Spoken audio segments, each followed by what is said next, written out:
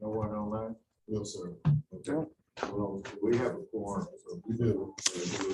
any citizen communication? Yes, sir. Who's first? Gabrielle Garcia, would you like to speak to the board? Yes. I got a text message from Lisa saying that nobody let her in. I'm trying to call. Who does she? Sure, we can take that. Okay, do I go up there to speak? Or from here? So this is about to come down. Is she online or is she? Let me, here? I think she, Being physically getting it. That haven't- I mean, there's no, she tried to call in, but nobody let her in, so I think she might have been speaking. Do I tell her to try again? yeah, try again because we haven't got a notification of anyone trying to join.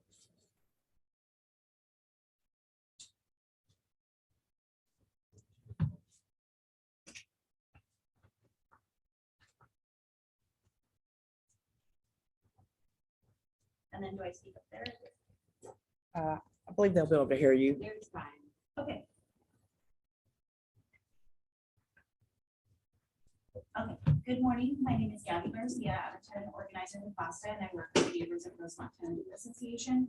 This month marks the 1-year anniversary of when 87 families received eviction notices. It also marks the formation of the Tenants Association and their struggle to remain in their homes and ensure that their homes are healthy and safe. The Tenants Association has accomplished a lot in the past year, including changing the composition of this board to include 2 tenant positions and implementing Travis County Commissioner's Court to direct this board to implement tenant protections.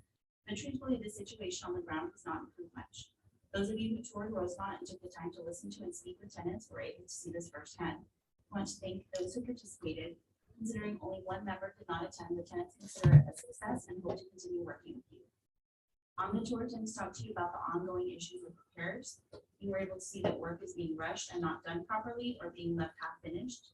And this is true of both past work that was done while tenants were relocated and new repair work that's being addressed only because the Austin Code Department has gotten involved.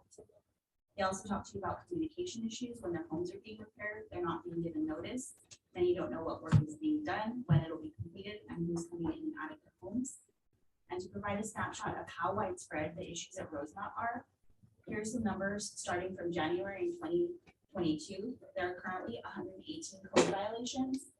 That first, those are all the code violations on a map at Rosemont. Tenants have submitted 51 written repair requests to the office. Each of those had multiple issues totaling 269 repair issues. Our last count, which is not totally accurate because we didn't reach anybody, about 55 of those have been completely fixed. Rosemont has not had a good tracking system for keeping track of the problems, and this is why tenants put together the unit completion forms. At last month's meeting, we were informed that it was going to be piloted with 20 families. We learned 2 weeks later that they weren't being used, and to my knowledge, they have not been used with a single tenant today. Tenants also spoke to you about the ongoing mold issues and moisture and humidity in their units. This was the reason that they were originally told that the units weren't habitable, and a year later, it hasn't been properly addressed. Even though families are moved back in, tenants are seeing mold growing back in the renovated units, and the position of the Strategic Housing and Finance Corporation is that it was properly remediated, but independent mold testing that was in 5 units by a licensed mold company demonstrates that this is not true. And finally, I wanted to bring up issues that came up when Rosemont was in front of the Building and Standards Commission last month. Who testified that all of the work that was performed was done without permits. They also informed tenants that Rosemont, who was recently added to the repeat offender program, has not put up the required signage to show that they're on the repeat offender list and they haven't paid the registration. And this could result in Rosemont losing their or having their license to rent out vacant units suspended. Tenants are counting on this board to make good on their commitments and look into each of these issues and to find both immediate and long-term solutions. A year is a long time for them to have to live like this. It takes a toll on their physical and mental health, and they deserve to live with dignity and respect. We need this board to take action. Thank you for your time. What else? Is there anyone else that would like to address the board?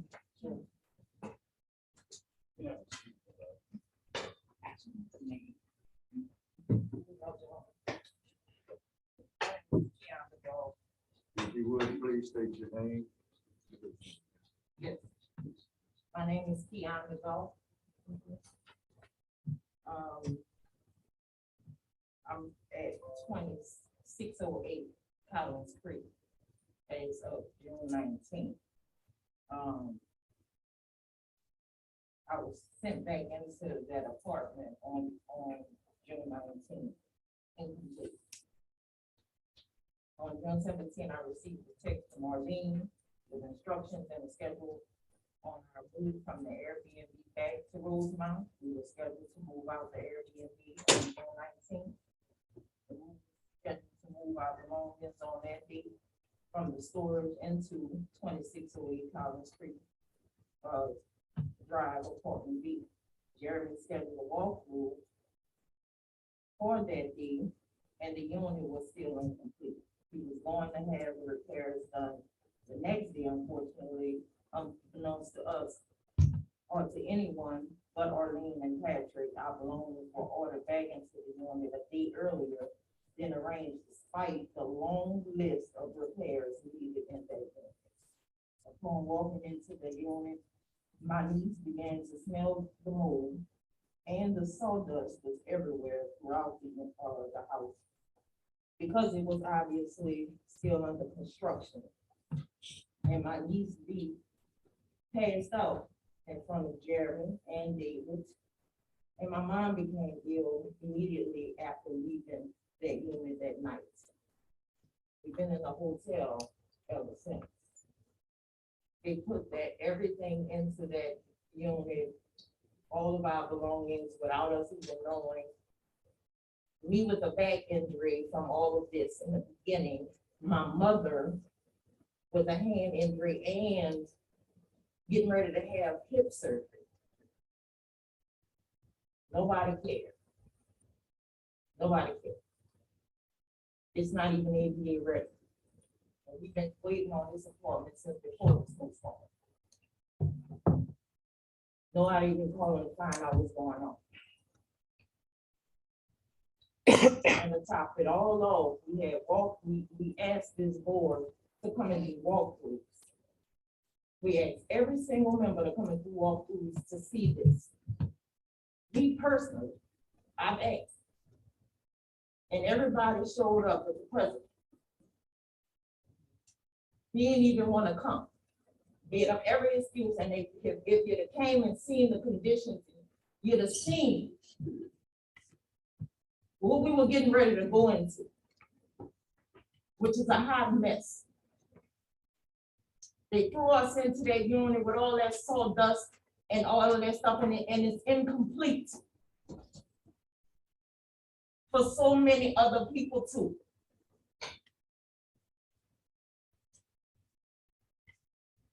And we still in a hotel on our dime.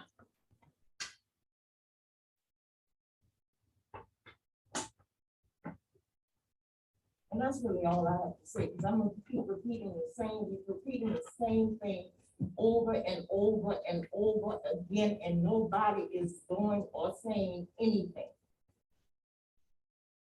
We can't even get you to come in and give us the dignity or show us that you something by showing up. Show up, at least show up. That's all, thank you. Thank you very much. Is there anyone else? Okay. Finish with citizen communications. We'll go to item number 3, which is the consent agenda. The chair, I think Mr. Julio is online. Okay, Mr. Julio, are you online? Hello? I think you have Maria also. Who? You have Maria in the waiting room? Okay, so you let those people in? Maria, are you there?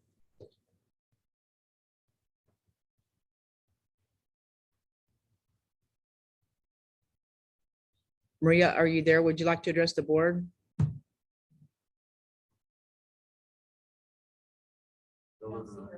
Please unmute yourself.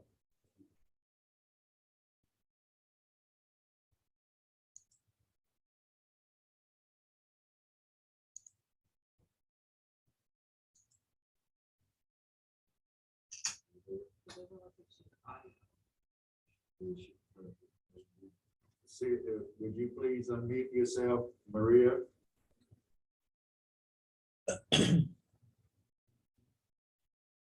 Julio, are you there? He's making comments on board. Maria, are you there? Would you like to address the board? Can somebody send Julio the link to the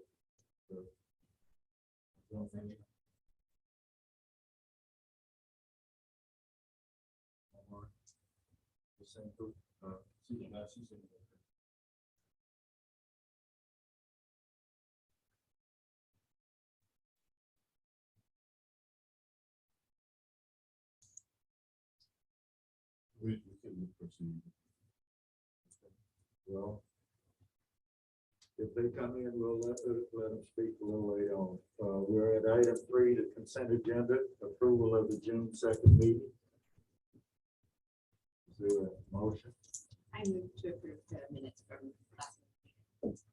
Is there a second? Okay, it's been approved and seconded, and all those in favor? Any opposed? Motion carries. Okay, item 4 is the regular agenda, is Rosemont at Oak Valley status update. Who do you have presenting that? So we'll start with, Chairman. So, I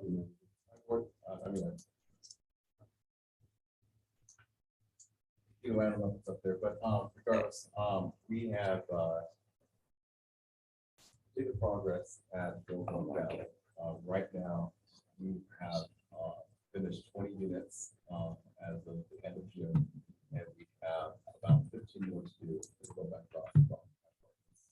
We're making sure that we get all punch-out items that are needed for all these residents. The biggest thing for us is now we go back process for occupiers, also taking care of the common areas, the recent office, the amenity centers, of course, all the large rooms. Those are in development right now, not quite yet done. Where are about those? 70% done. And I'm asking for updates so I can get a concrete date for the rest of the phase as well. So by the Yes. end of July, we're hoping to be at the state, is the actual number right here. So it shows you a breakdown of our go back process. And so we completed 20 from June 1st to June 30th. And so we have 15 to go. And then we'll be done by the end of July. And just making sure all punch-up items are done for all the residents. So we complete any vision forms that was requested from the resident base as well. I'm ready to take any questions as well. Ms. Goff has raised an issue that she said that there were some issues that are moving back in on the 19th, and she's paying for a hotel at her own expense, and she we just need to know what's happening with that unit and why isn't it ready when she moved in. I understand she walked through and did she sign all the documents that to get into the unit? They signed the completion form to answer your question. There was a bunch of items that need to be done. I can check them daily via text and notification was about that. And from my understanding, they're living in now, but they're in a hotel. I was not aware. I did see them in the balcony and saw them there, living there very recently. So I'm not too sure, if they're in a hotel now, but I do know that all the potential items are still being taken care of. The only left is the balcony. There's a balcony item that was missing. I asked them to come back and make sure it's all lined up by this week, but everything else is the potential items that should be taken care of with the contractors. And I have a hotel. I know you don't. Do you have any comments?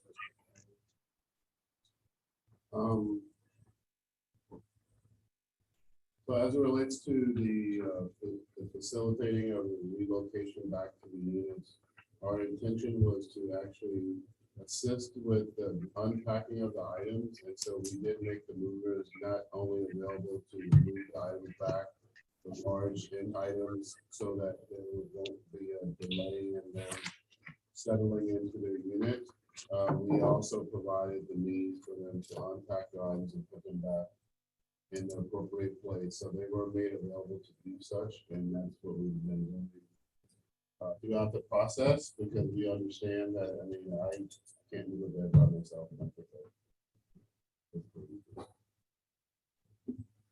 And that's, but, so we do provide, and have provided the means to help folks to essentially restage their units in those cases when that's opportunity will exist for folks, because we understand the difficulty associated with relocating back. Beyond that, I don't really have any comments, to the relocation efforts. Any other questions or concerns from the board? Can I respond to that? Say No, what? there was no relocation assistance or helping us in tank at all. As a matter of fact, after our belongings were placed into that unit, everyone went off the radar. I couldn't get in touch with anyone. Except for you, Jeremy. Is there, And I have pictures to prove and show how the unit looked and how it was left. Even now, and text message. it just sounds like a lot of work is happening without a lot of oversight. I mean, from what I saw when I was on the tour, like I didn't see any facilitation or staff or anybody around to sort of like manage whatever's happening. And so, you know, we're sort of hearing it from like the tenants, and then we hear from Jeremy, and then there's just like a lot of missing pieces and a lot of things that aren't happening, or not happening well. And it just strikes me that there should be some sort of oversight. And I don't know if that's how it's done or not how it's done, but there's just some oversight lacking for some of the work that's being done, and like the moving situation that the doc family has been experiencing. So I guess I'm just wondering, like, where's the missing link? I can speak about that. So we're staffing up over there at that property. Typically, that property, 3 in, 3 out. But now we're noticing that we need to staff up more. So we're gonna have 5 in and 5 out. Well, staff 10 for that property. So we're gonna staff up at those months. That's the key, and that's the link right now. It's supposed to get that staffed up. So by the time next month comes, we approach the board, we already have that missing link already attached. Jeremy, tell me this. What happened with the fact that it's taken 3 weeks to get the railings done, the 19th of June? If that's the Need it problem, what's going, why is it taking so long to fix? From the contractor's point of view, they're telling me that it's labor shortage on their side and also some materials missing. And so I said, well, here, I give them a credit card. Here's my credit card. Just buy what needs to be done so we can just get it done for all, not only for this unit, for all of the units. So we've been trying to combat that as well. And so what I've already done had opened up some new suppliers with Chadwell, AZ Parts Master, and other third-party suppliers. Because we usually use HE Supply, and for whatever reason, they're backlogged a lot for whatever reason. And so we're trying to combat that with other suppliers as well. What is the problem with the rail? My understanding, the railings need to be screwed in more or needs to be replaced. So some certain screws need to be. It needs to be replaced. What anchor bolts? No, it's not anchor bolts. The whole railing needs to be replaced. And so I told them, let's just go ahead and replace it. And I gave the means to get it done. And it's taking 3 weeks now? It should not take 3 weeks to answer your question. So this week I'm going to have this wrap up for you. One other concern, in the public comment, I heard that Rosemont went in front of the Building and Standards Commission committee. And so it sounds like there's like unpermitted work. Is that right? Unpermitted work happening. How does that So happen? yeah, let me check it out, and Yeah. I'm gonna let the staff expand on it a little bit. So there are 2 different departments: Austin Code Department and Austin Development Services. code doesn't manage the development process, development services does. And so the arrangement for permitting was done via consultant, which was not something that was communicated necessarily to the code department, Austin Code Department. So again, I'm going to staff that went to the hearing, speak to that issue. So it wasn't as if work was being done, albeit arbitrarily, without any approval process. It was more about the communication amongst the two city departments as it relates to what was agreed to because of the significant delay that no one wanted related to permits. As you all know, who do development in the city, it takes months and months to get a permit. So for residents to be out of their units for a significant number of months to secure permits would not be in anyone's best interest. And so there was an arrangement made to allow for work to commence with the idea of having a third party intervene in that process to facilitate moving things along so that residents won't be out any longer than they had to be or be in those conditions beyond, the period of time that they have been, because obviously that's not what we wanted. So again, I'd like the staff speak further into the details regarding such, but that is not what's being reflected is not necessarily what is actually had occurred, and that was a. So, you guys were. Sure, I was in attendance at the hearing, and it was very clear after the code staff made their presentation to their committee members that they had not been communicating with the Department of Development Services, and that communication was resulting in, to some extent, a number of code violations being generated. They were not aware that we had hired an independent third-party inspector, and that had been agreed to, I believe, back in October, and excuse me, and we had been following that process.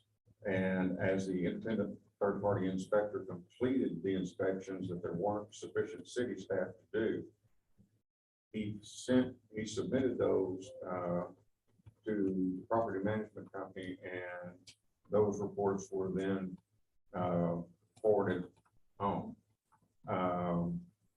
back to the development services department.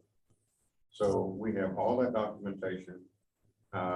We did not do any inspections, or we did not do any work that was not inspected by the third-party inspector.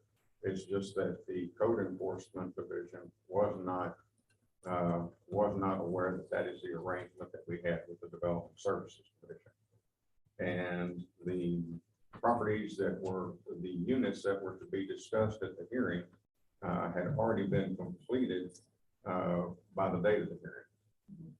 So that was the breakdown between the two city departments that happened.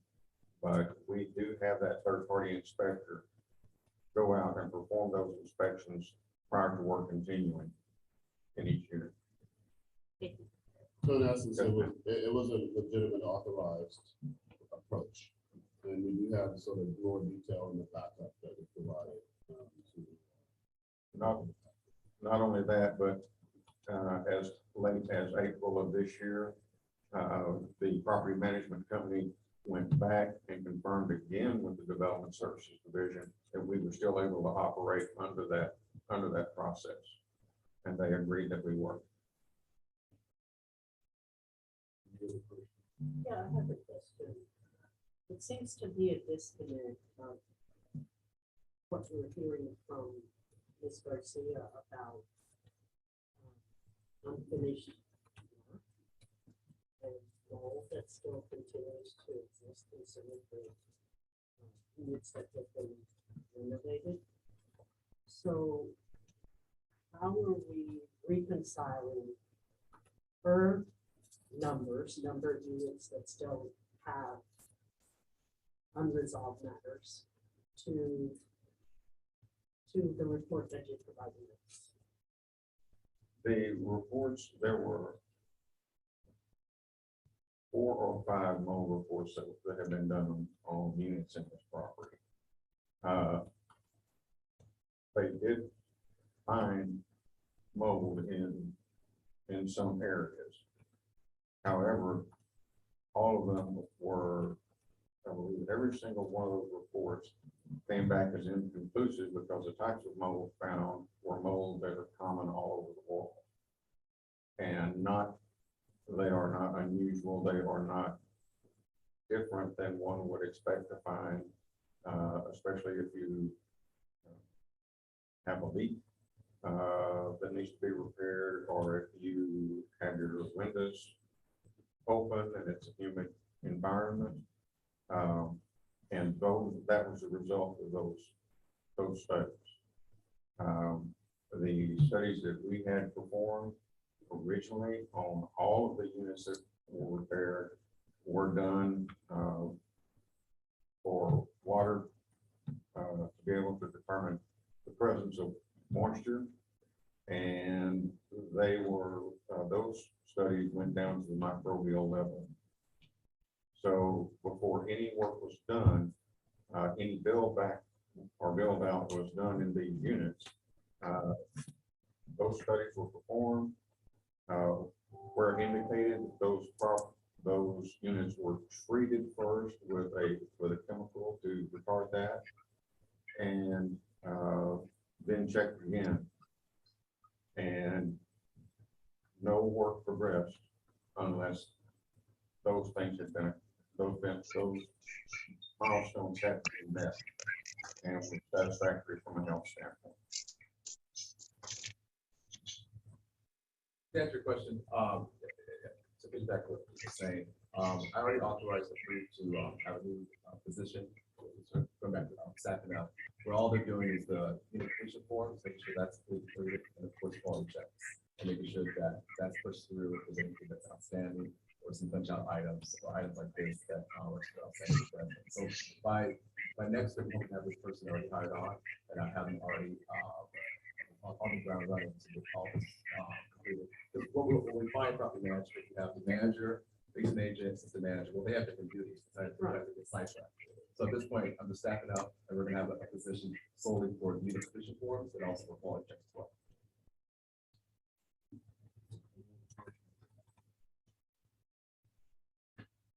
It looks like Ms. Reeves has her hand raised.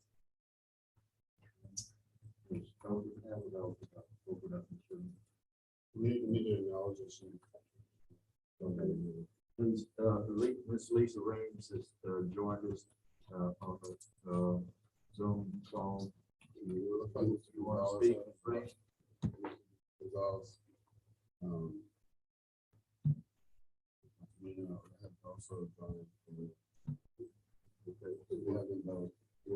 and Julio is also joined us, so please allow them. Each one of you speak up, or if you have any comments. Julio? Yes, I'm here. Okay. Good morning. What I was questioning was, so we did do mold testing and we got results from actual mold testing that was done, because I was under the impression that the test that we had done was an actual mold test.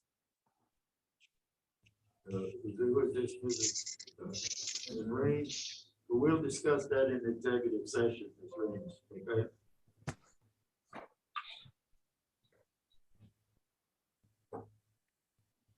Yeah, it's just difficult to communicate when I'm always being hushed.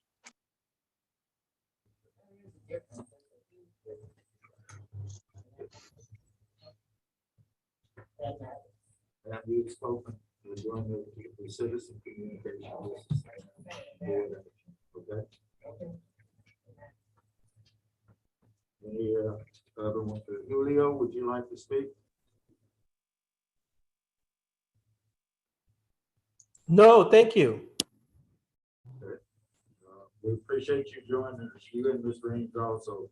We'll that item. We will discuss some of the items in the executive session with regards to Rosemont. Okay. Hello? Yes. Go ahead. Yes, my name is Maria Arvizo. I am a resident there at Rosemont.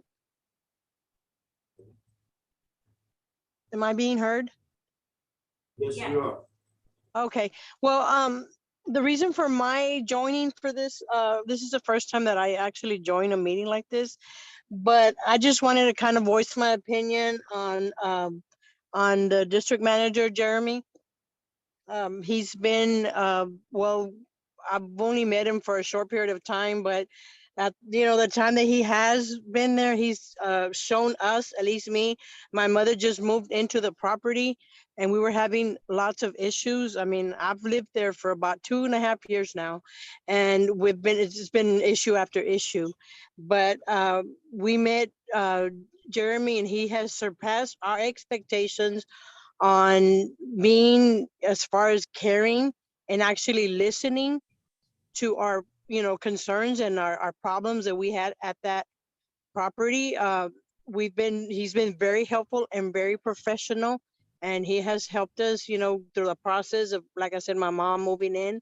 I still have issues with my apartment with mold and stuff like that, and he's been very helpful, like I said, very professional.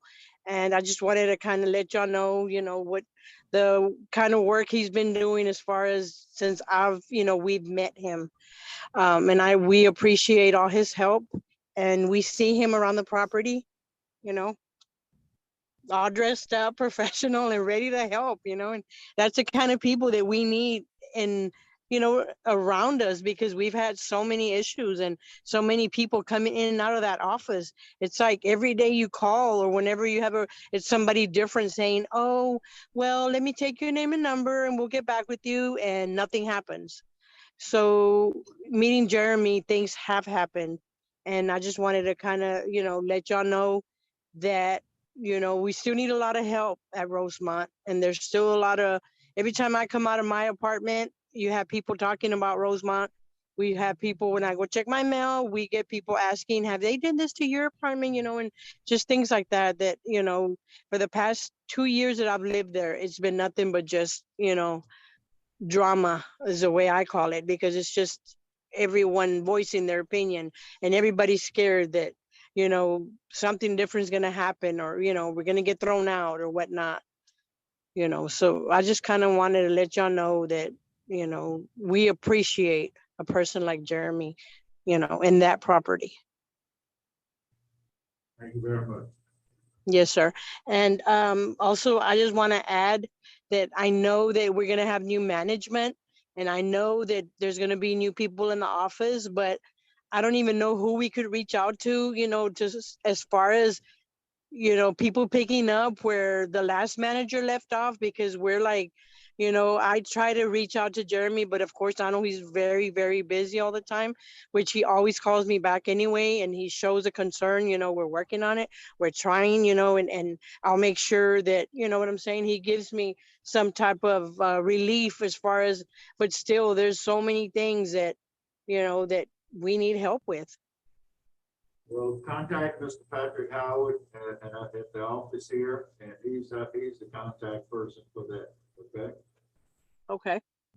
All right. Well, I thank y'all for listening, and giving me the time to be able to voice my opinion. So let me just, because you did bring it up, I mean, Jeremy made this opportunity to share that the change, this and staff changes that are going. That is correct. Making reference to. We made some staff changes. I can't go into it for HR reasons, but these changes I made because I want progress to not only accelerate, but also to maintain, with me just going to other properties, not other property managers. And so that's why I mentioned, and she mentioned as well, that we're staffing up, and not only having 3 in and 3 out, it's going to be 5 in and 5 out. And so we can fully accommodate all the resident days, because that office is a busy office. There are a lot of phone calls, and everyone needs to be addressed, and all needs to be answered. If not answered, just call back within 5 minutes, 10 minutes of the day. But regardless of the point, I want to be more responsive to our resident base. So that's why I need to change.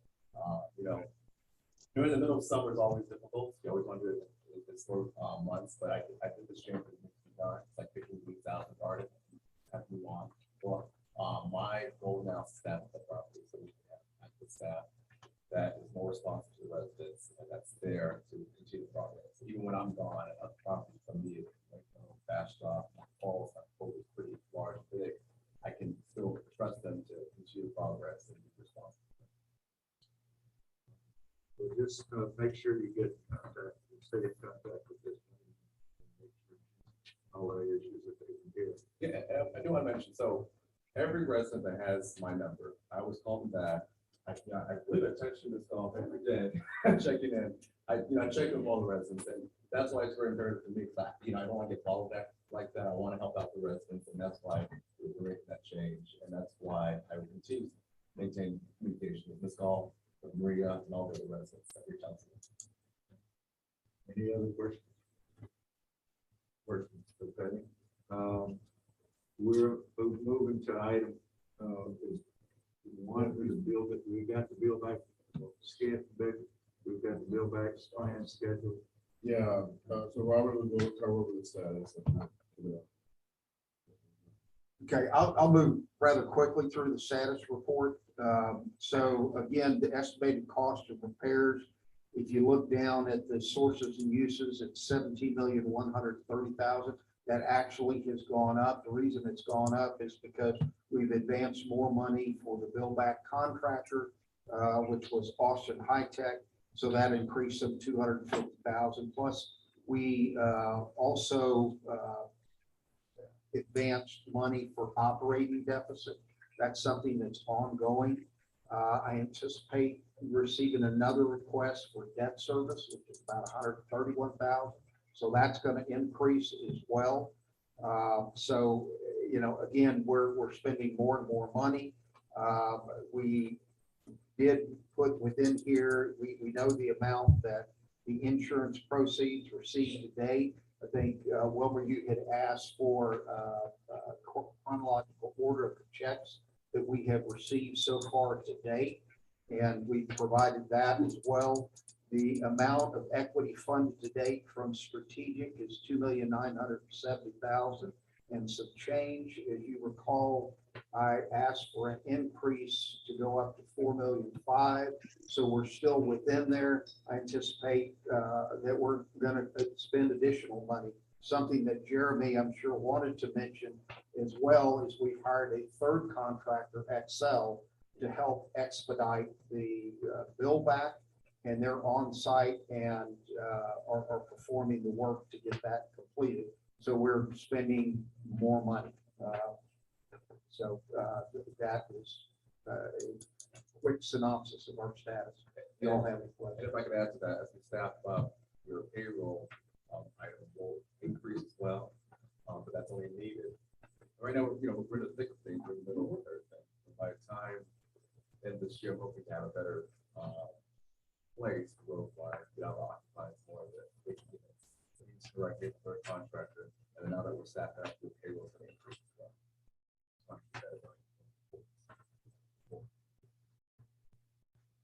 Somebody needs to be more accountable to the residents that's out there. I know you're accountable to us, you come in and report, and also follow through. It's unacceptable for that member that was called need to be replaced or whatever. It's taking 3 weeks. I agree with you, Wilmar, and we'll get better. There's outside contractors that do that in a couple of different ways.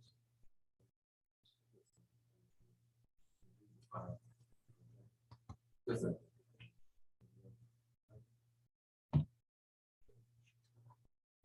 We're at item 5, board reports. Real estate. Yes, sir. To quickly report that we had for our occupancy levels. We're currently at 91%. That's down a couple of percentage points from last month. Once again, the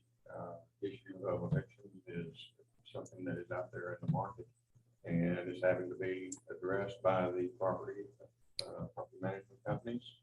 Ever since the ban was lifted, and we provided a report on that, some of the reasons for that in the last board meeting.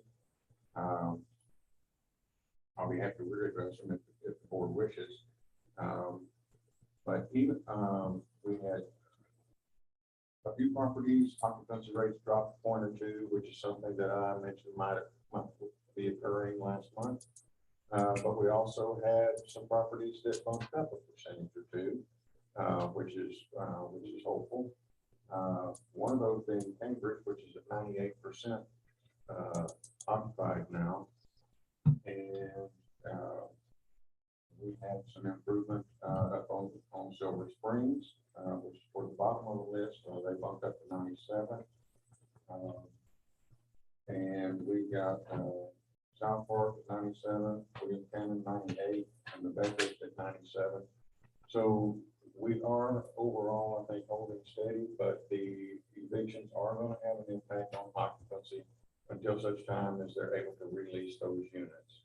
But we don't anticipate that they're going to have a problem releasing the units. It's just going through the process of qualifying tenants. So Pete, we're in item 5, which is the board committee reports. I think you stepped ahead of. Oh, I'm sorry. Okay, but appreciate the report. The real estate committee.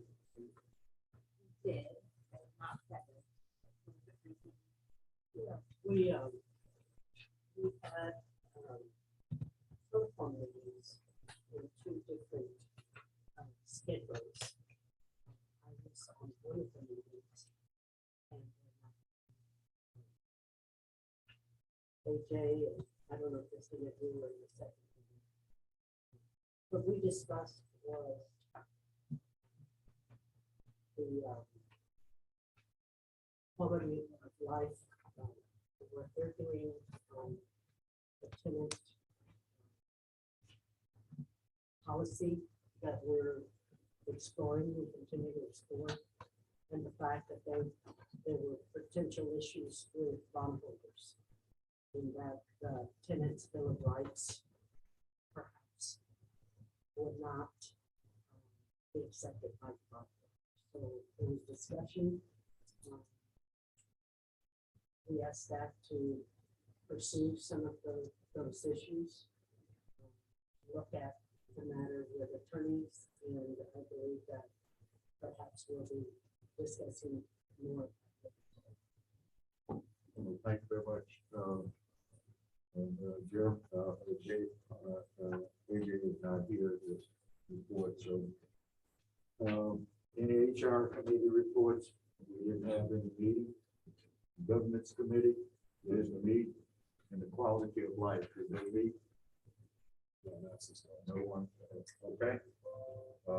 Item 6 is executive committee report. That's where Robert, you and Keith come in. And Keith, you deal with part of your report already. Is there anything else you want to add? Nothing other than I also included a write-up regarding the hearing that was attended with regard to the city code. And if there were any other questions that came out of that, I'd be happy to answer. Super finance. Yes. Good morning. So also included in the board report is the finance report for strategic for the month of May. I did want to update that we did get a $1.1 million from the Travis County for the relocation expenses. So, so that would be reflected in the June report because we just received it about a week ago. Other than that, the financials for Rosemont is also included. That is prepared by Capstone. And as I mentioned in the other meetings, there's a $7 million payable on the balance sheet for work that is already completed, but the vendors have not been paid. So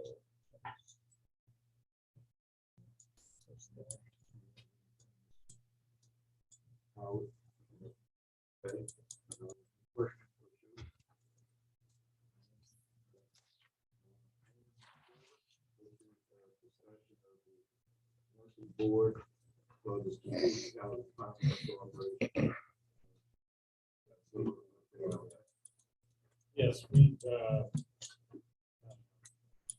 had a meeting with the Travis IT, Travis County IT, as well as our web developer, putting together a framework for message board. We've seen a demo that the web developer put together a demo. It works. It's very basic right now, but it is a framework that we're going to be able to expand upon to what we have. The timeline for completion is approximately 6 to 8 weeks.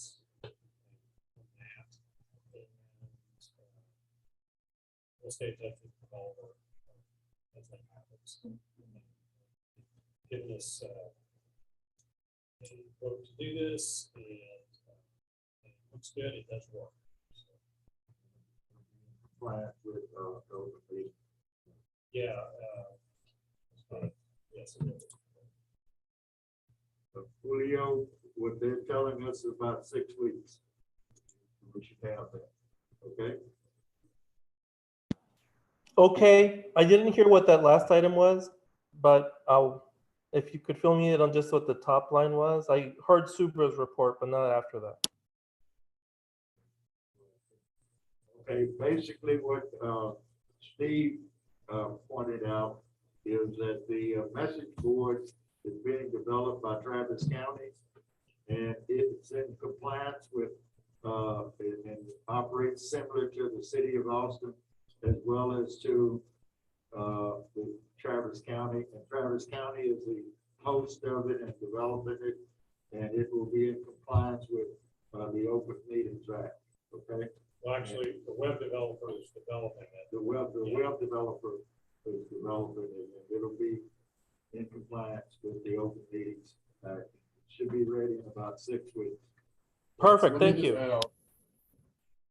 We did reach out to the city of Austin about the city council policy or sub forum. We got an email from, we have a contact, and I don't reach out to him, but actually I've sent him an email to figure out some language related to sub forum, which essentially means how we conduct business, short of a quorum in terms of communicating what's going on in committees and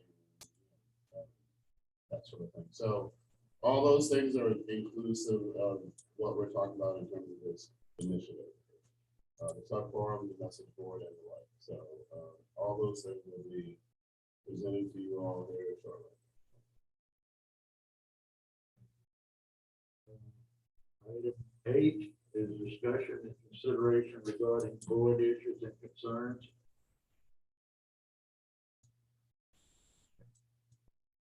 Any concern? So as a precursor to item 10, we are scheduled to be at Commissioner's Court on next Thursday for a joint work session. The Commissioner's Court did develop the agenda for that. We did have a meeting with the staff yesterday. It was tweaked a little bit, but not significantly. So we'll make sure we provide an updated agenda for you all. But the expectation is ideally we would all be in person if we can make that. Obviously, that was a request that was made. We're looking forward to our facilitating discussion here in just a couple minutes. Further recommendation of the Real Estate Committee and the Quality of Life Committee. So that is scheduled. I will also tell you that we had requested to have at least biannual meetings. So right now, tentatively, in the month of January and July, we ideally would be able to meet with Commissioners Board to discuss organization.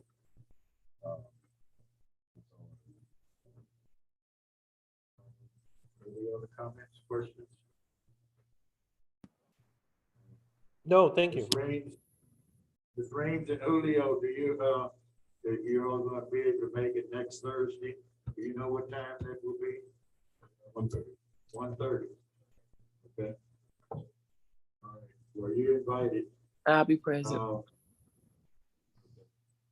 That item 9 is executive session. We have to go in executive session for a few minutes, so we will adjourn this meeting and go into executive session. And if you could leave Ms.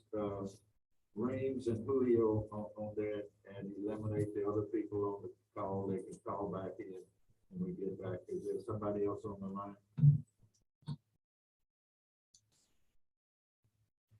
You just need to say what it's under which.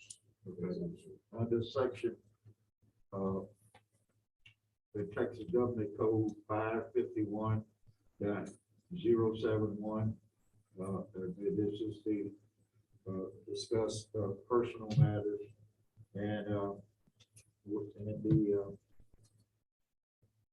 real estate property. So which is 72, 072 and 074. Need a motion. Is there a motion? I, so Second. Yeah, second. Okay, it's been moved and seconded. All those in favor? Aye. Give us about 10 minutes and we'll be, Jeremy, you can.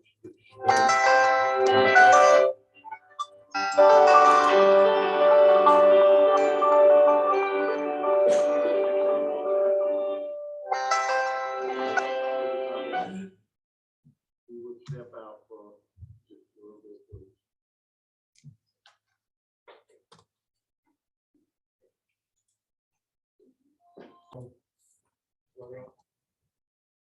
Okay. And then call the roll.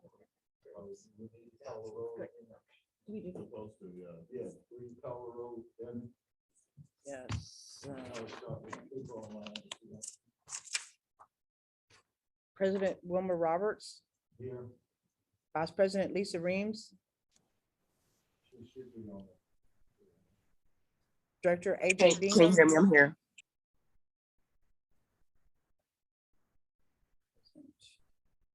Director Julio Gonzalez, Here. Director Keisha Prince, She stepped out to the bathroom, I believe. Director Christina Rosales, present. Director Rosa Rios Valdez.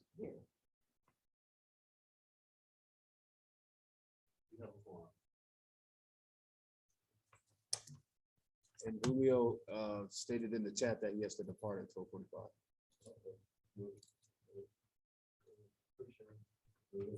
We'll try to inform you of the rest.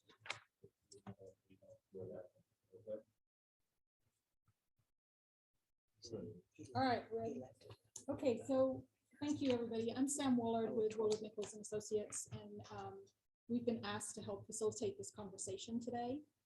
So I think Carol handed out some agendas, so I will just to go through what we're going to talk about. We'll do very brief introductions so that everybody knows each other. I'll talk about the purpose and the ground rules. Staff are going to do a very brief presentation on the tenants' rights. So the whole purpose here today is to talk about tenants' rights and the Bill of Rights. We're going to put folks into groups, so you all get to talk with each other. Then we'll talk about what you all talked about, and then we'll talk about what the next steps are going to be. Okay. Questions about that? Okay. So just so that folks can get to know who the folks are in the room, you could say your name, what organization you're representing, and what's the most important thing that for you about the tenants' rights that we're going to discuss today. What is the most important thing for you as we talk about these issues? Okay, so if I could just start here, would you go? Sure. Hi, I'm Christina Rosales, and I am representing the Strategic Housing Finance Corporation. I'm on the board. And the most important thing to me is, honestly, I just want to, I want to hear directly from the tenants today. Thank you. Robert Onion, I'm Director of Real Estate Development, and what I'd like to see happen is a very organized approach to how are addressed and tracked and accomplished. Steve Paul, I'm an asset manager for strategic. And most important thing I'd like to see back in today is a reasonable outcome based upon the needs of what is required from the standpoint of being able to operate our corporation and the business environment. But at the same time, meeting our mission of taking care of our residents.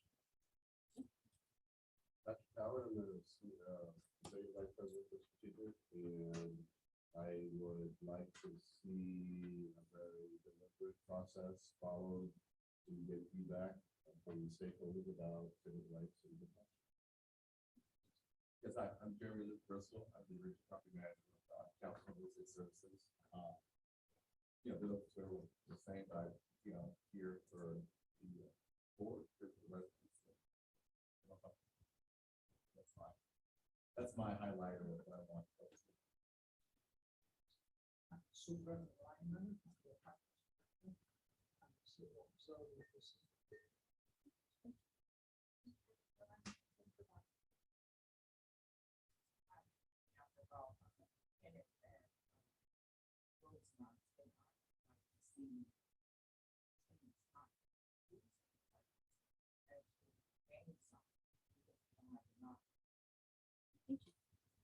My name is Gabby Garcia. I work with Boston. I've been supporting.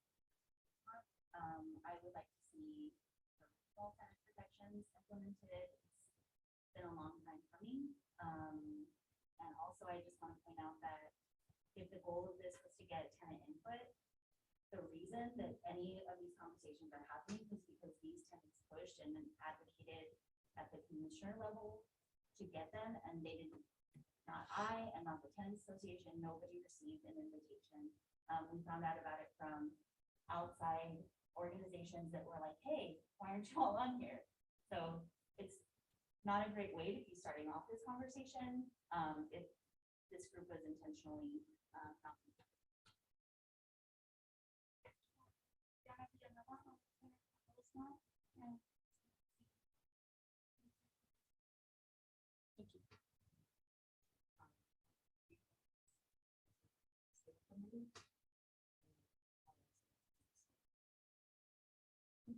I'm Carol Johnson, and I move forward with this. I'm on the board. I want to see a repair and equitable tenant bill of rights. Steve Pegler, I'm director here at the Housing Authority. Very interested in this topic, obviously.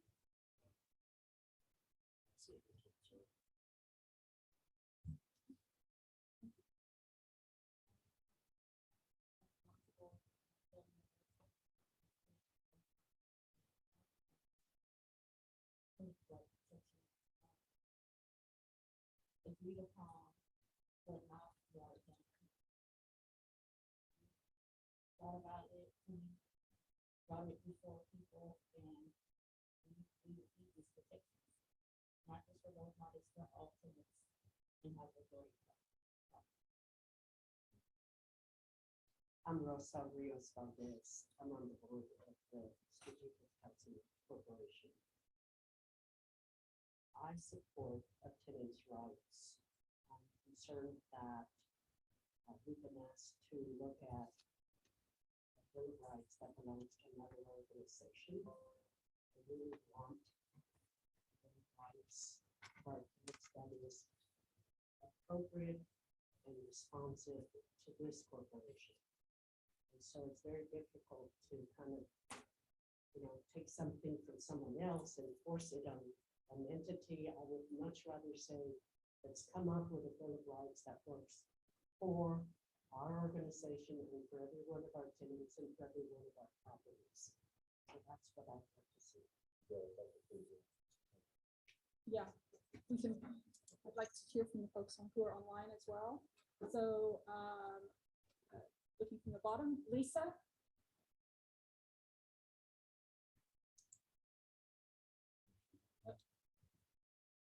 Looks like Lisa's muted. Lisa, can you hear us? Can you unmute? Okay, I can hear you now. Can you introduce yourself and let us know what you hope to get out of this meeting? My name is Lisa Reams. I'm the vice president of the board at SFHC. All I would like to see out of any of the meetings is solutions, how we can compromise and come together. That's it. Thank you. Larry Franklin. Can you hear me? Yes. Okay, my name is Larry Franklin, and I'm the founder and owner of Black Lives Veggies, and I'm the founder and president of Black Lives Veggies, the nonprofit. What I hope to get out of this meeting is really a learning experience to see how larger entities like you all actually take the people into consideration, hear their voice, and create a solution that's people oriented, starting from the bottom and working its way to the top. Thank you. Julio.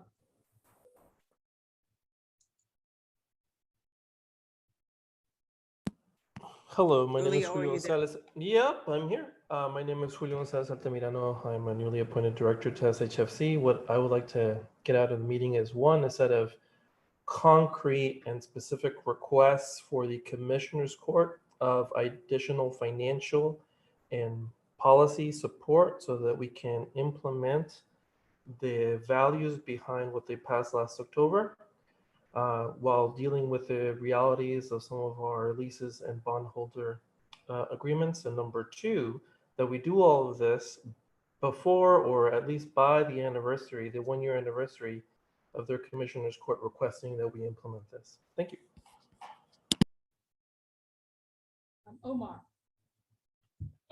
Go. Oh, I can go. Yeah, you please go. My name is Omar Nesbitt. I'm Patrick's executive assistant. And I'm hopeful and expectant that we have robust conversations surrounding tenants' rights and protections, and that residents feel heard and empowered. My name is Debbie. I'm the work for Strategic Housing Finance Corporation. I'm the senior admin assistant and basically here to observe. So I had the opportunity to speak with 5 of the, is it 7, I think, board members? And there were a couple of things that emerged. So one is that there's a tension, there's a wicked question that has to be answered as we go through this. And that is, how does the Strategic Housing Finance Corporation honor and protect residents' rights while preserving access to capital, property management, and bonding? That seems to be the tension that's there, right? That you've got to be able to continue to build more buildings, make sure that they're there's property managers, there's capital that's available, and we need to preserve tenants' rights. So there's 2 things that have to be done. The key things that I heard from the board members was that there's agreement that there has to be safe, secure, and affordable housing with tenants aware and having rights. So people agree that both things need to happen.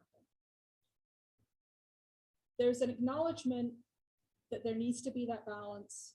There are some board members who are more focused on really focusing on the tenants' rights piece. There are some board members who are a little bit more focused on making sure there's the preservation of the relationship with the developers. So that's part of what has to be, you all have to address.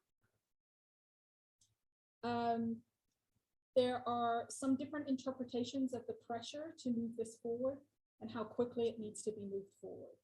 So you all have to make some determinations. I don't think anybody wants to start conversations and have them just go on forever without having any resolution. There's some differences in how quickly people feel there needs to be a resolution. I heard the core words that I heard from folks were compromise, solutions, roadmap forward, and prioritize. So hopefully today we can start to move down that road and to start to get a roadmap that starts to move forward. There's also a discussion, and as you think about this, that there's sort of like 3 pieces that you are having to think about as we move forward. Rosemont, which is fully owned by the Strategic Housing Finance Corporation. So you all have control over Rosemont. There are other SHFC properties for which you don't have as much control. And there are future deals, right? So you have to be thinking about all of those things. So what we have asked, we've asked the staff to do a brief presentation about, because there was confusion about what's included in the current recommendations from the lawyers, what's left out. So the staff are going to talk about that. And then we're going to break people into groups. We're going to do 3 groups. We're going to mix people up. So you've got some board members, some residents, and some staff.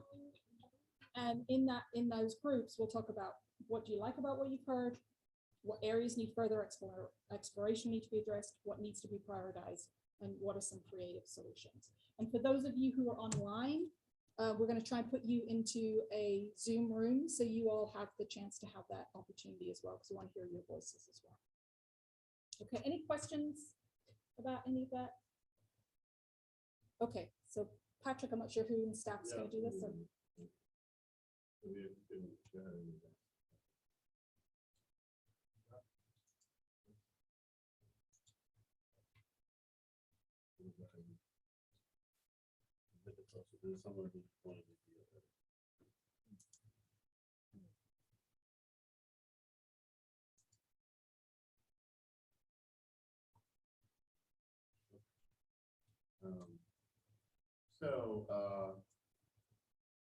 Briefly, how we got here, essentially, the storm that had devastating impact on this entire community, and Rosemont in particular, as it relates to such, the residents of Rosemont organized themselves to ensure that they had adequate protections and that we were aware of the situation and that we were going to address their needs.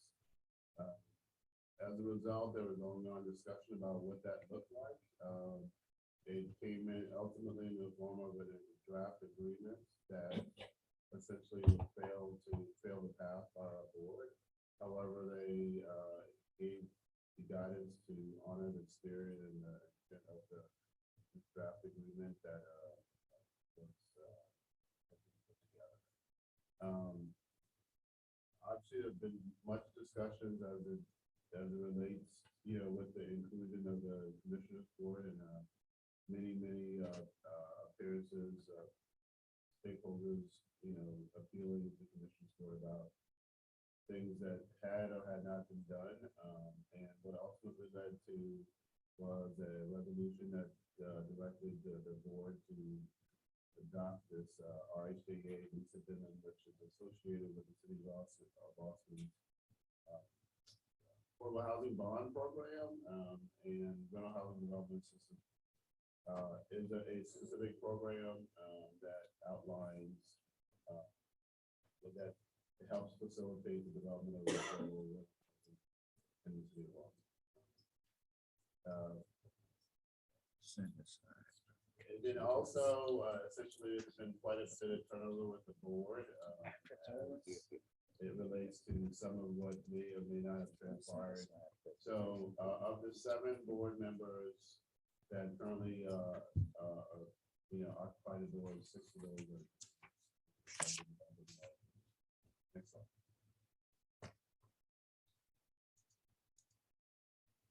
Okay, so just briefly about the program, again, the city of Austin have, passed affordable housing bond.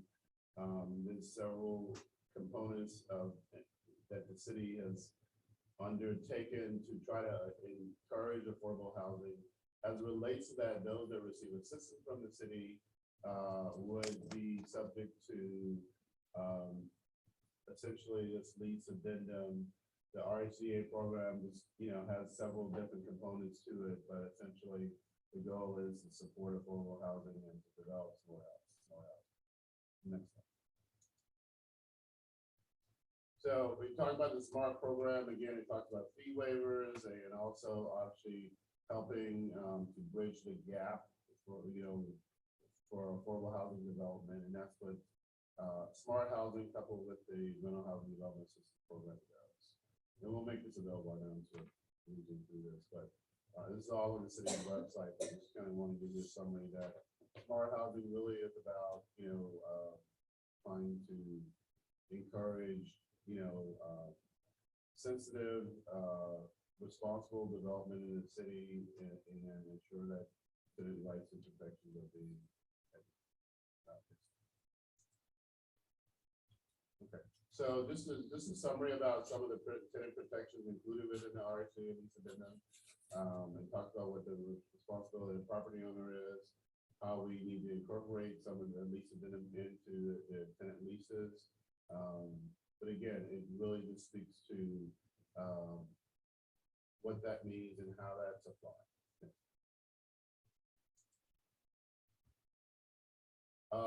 So this is just a little bit more about, when that happens, in terms of the lease addendum and sort of how that's laid out. Again, it's more about the program, how it functions, and who it applies to. Next slide. Okay, so this is a little bit about where, what we've done as an organization, as a board since that time. Obviously, we did receive the lease addendum, the directive to incorporate the lease addendum in future leases. Obviously, the board gave the guidance and direction to staff to explore this, to look at the implications of that may be, with the idea that we wanted to figure out some way to honor and respect and uphold resident concerns and resident protection. So we enlisted the help of Cynthia Bass with Lock Lord to help us sort of muddle through that to figure out what those implications are. We actually also reached out to members of the lending community as well to get feedback and input. When the new board came on in March, we did create a quality of life committee specifically for the purposes of really ensuring and underscoring the importance of why we want to make sure that the protections are paramount to us as an organization in terms of how we go about doing business. The Quality of Life Committee and the existing real estate committee, in terms of, one that was already, the framework was there, both recommended that we go through a process of basically getting feedback and seeking input as we have been able to secure a date to speak to the commissioners for about the organization, the history, and the future organization, and some of the concerns that both sides have about things that have been going on here. So this is how we got here today. This is what that's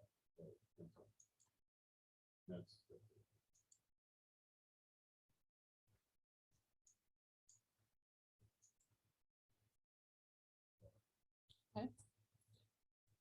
So we're going to put folks into groups. We're going to start here, and you can count to 4, and then we'll start again. So 4. 1, 2, 3, 4. 1, 2, 3, 4. 2, 3, 4, and then you'll be 1.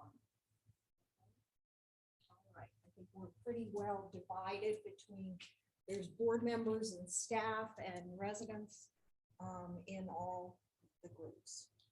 So we'll have group 1 in this corner over here. We'll have group 2 right here. We'll have 3 in that corner. We'll have 4 in that corner. And these are your questions.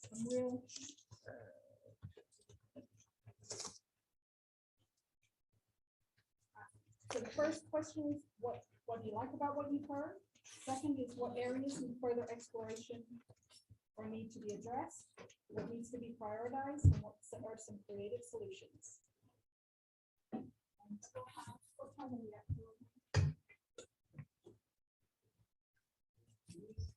No. 12:30. Okay, we're going to give you 20 minutes to have these conversations in this room.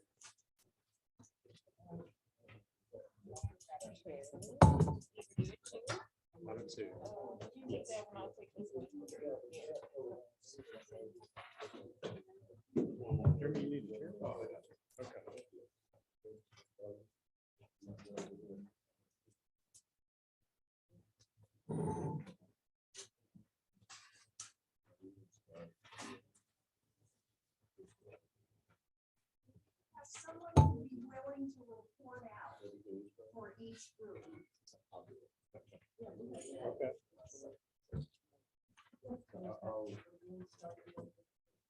Yeah.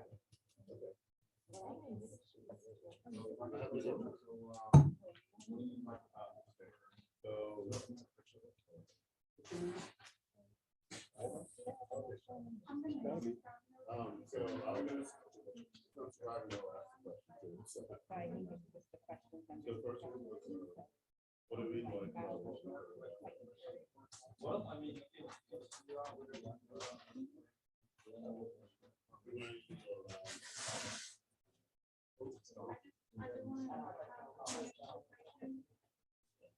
So what do we like?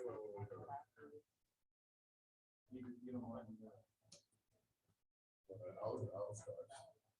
So I think the idea of,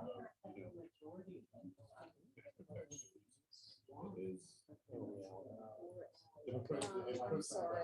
That's all right. You know, I could maybe take it and see if I can do it. If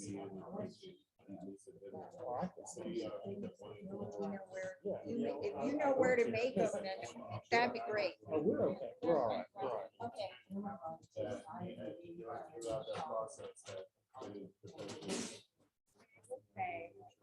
And then, another thing that I appreciate is that I think that it's important.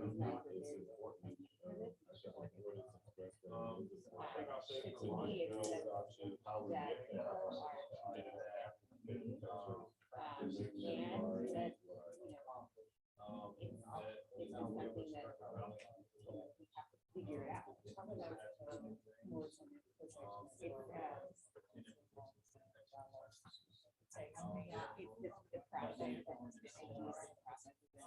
So what we heard from the people who make buildings is that we can't do it, right? I don't like that. But I do we're trying to It's a process to get to that. There is it's possible to get to have a final version of it.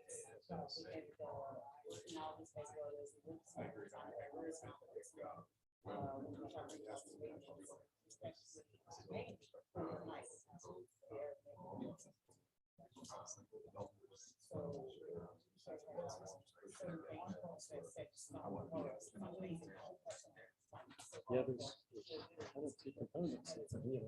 There always has been.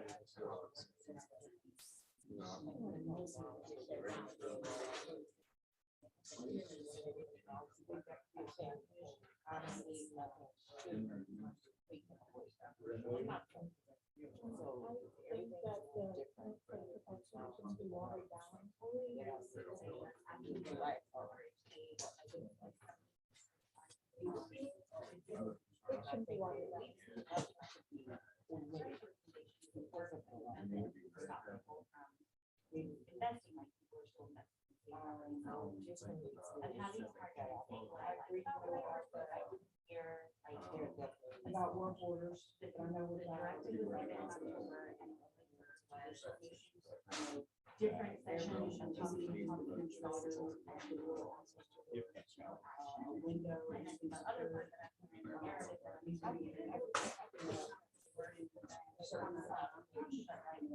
those should be, why are you in the middle there, they're hours so, and these protection on that work. Participating, so like, why would you try that, why try to set something, I'm not answering the question because I don't really find anything that I like.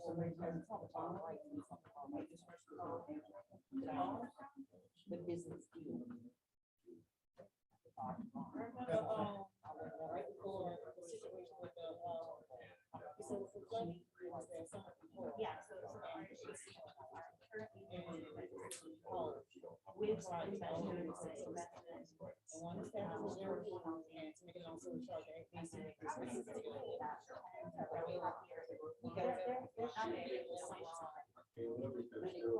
But there shouldn't be any compromise when it comes down to. Okay, that was McDonald's, so McDonald's kept, is what I'm saying. I mean, one was that, and the one Trump.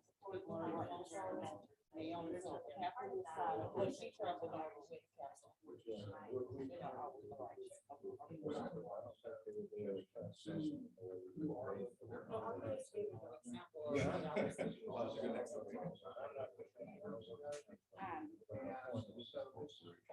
I think there's just a couple of things that, you know, if it were up to me, like I through the housing advocate, like I wrote the state legislation trying to pass kind of build the right process. Like I was at the Capitol testifying about all the issues. So I'm like, yeah, it's up to me. But what I want to flag is that this body cannot take away rights that exist already as part of that. So it is not trying to suppress but it's important to recognize that the state tenant landlord laws are whack. They are not good. So I just want to like just clarify, like, it creates power imbalance between tenants and landlords. Landlords have a Yeah, lot I mean, I don't of think it's. power, and compared with other states, Texas is among the most in that way. I think. So there's that. So I just wanted, but I want to clarify, like, that is how it is now. And so when we think about what areas need further exploration, how can whatever you were build a little bit more what's right. And to get us closer to. Let's look at those areas of concern.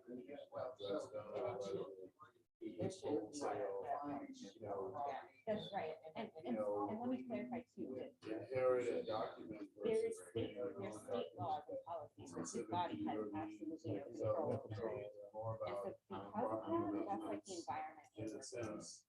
But there are things that need to be fixed and we could experiment. And that's where I want to go.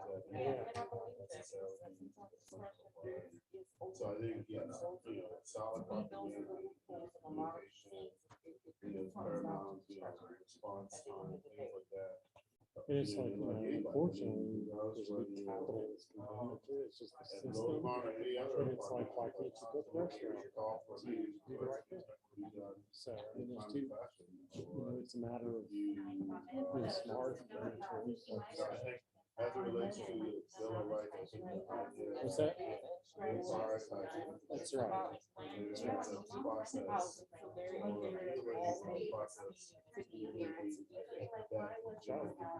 It's there. You gotta have your long-term vision.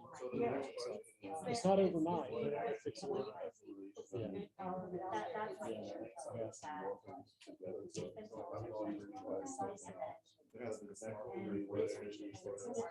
Yes. Yeah, we can agree to that. In terms of, I know you all read it, like detail. But I mean, That's what makes this whole what do y'all, industry, the if you document will, itself? you got these different components that normally wouldn't operate in the same way, you know? It's really interesting.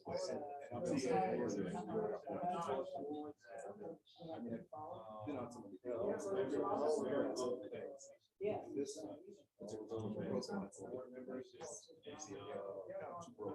So I, Yeah, you do.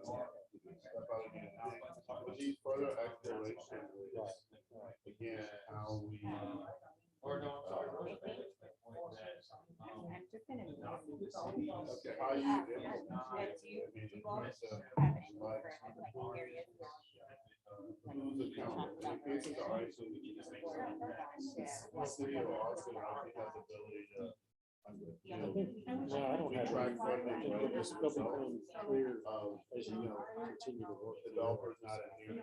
None now. Because they're the ones giving money. So I think that relates to the bill of rights. one of the questions would be the one of making sure that these things are being complied with. But if not, we're the owners, so I guess we're saying, is it just a matter of us being, what would that process look like? We're down again, and we're gonna apply it to these. So, do fire department manage something?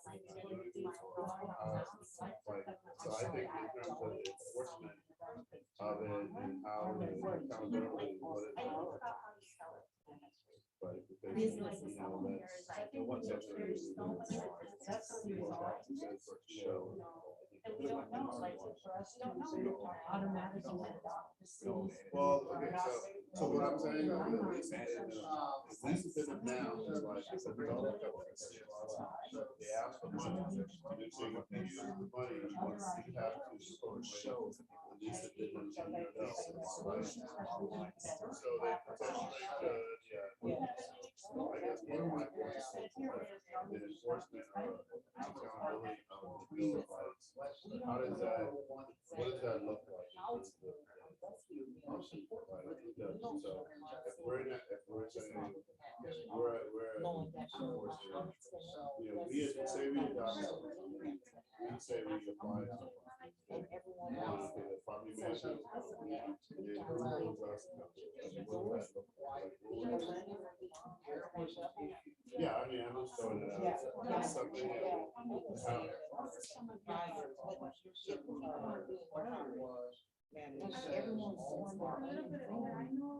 right, which would be Yeah.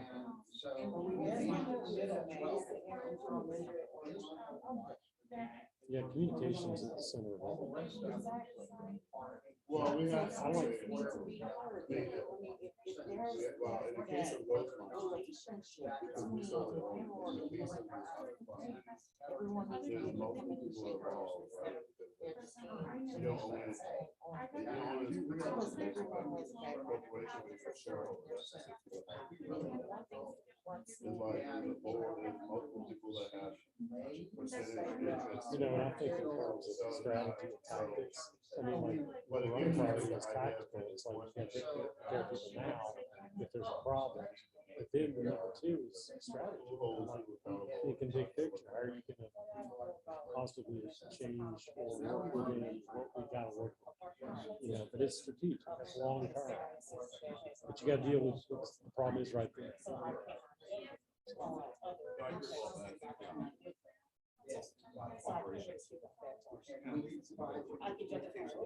If you haven't done so already, can you start talking about priorities and solutions, please?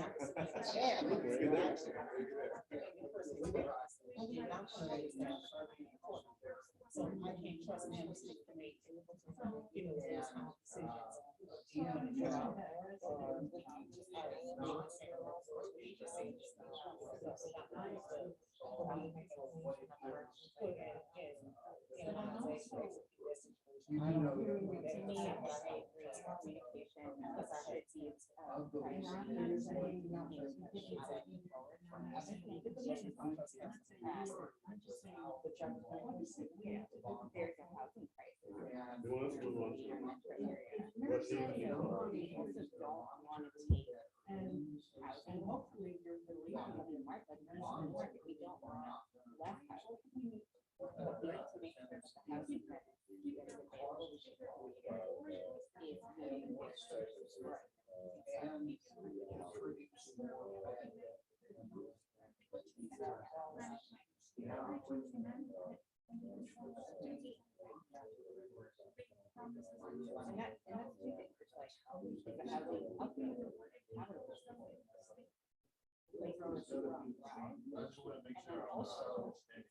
our developers developing housing and are we getting in their way?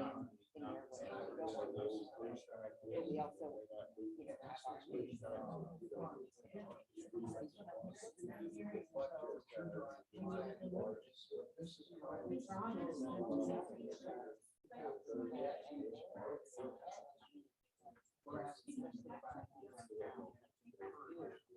some of those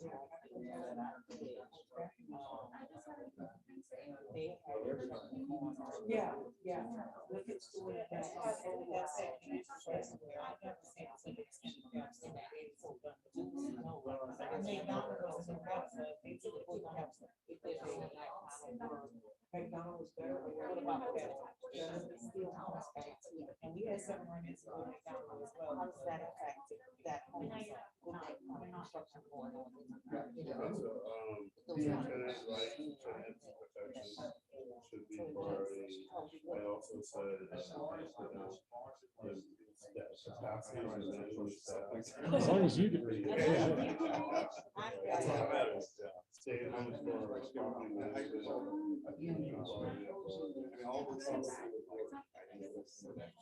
Quality of work performance.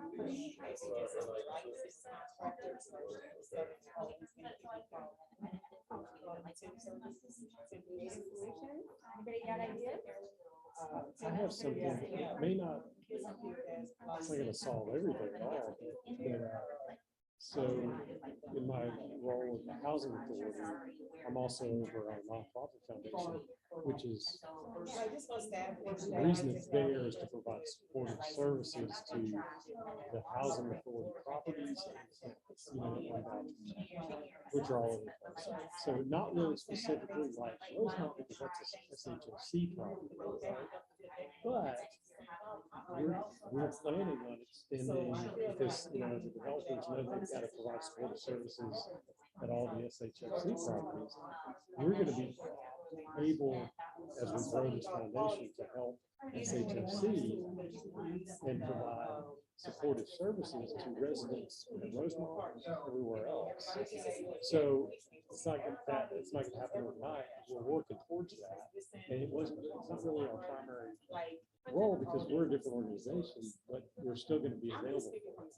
So that's part of the solution, but part of this issue. At least we'll be there to be able to help the residents with a lot. Now we can't. We're going to be rebuilding your unit, but we're going to be able to provide all the supportive services we provide everywhere else. So that's through the foundation, the housing authority foundation. So I don't know. That's something. It's a good thing that's coming down the road. We can augment that. Yeah. Oh yeah. Yeah. Yeah.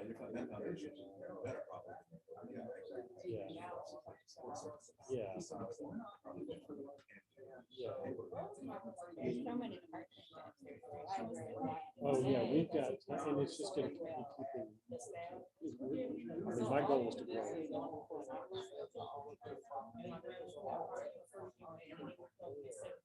Well, they will. Yeah.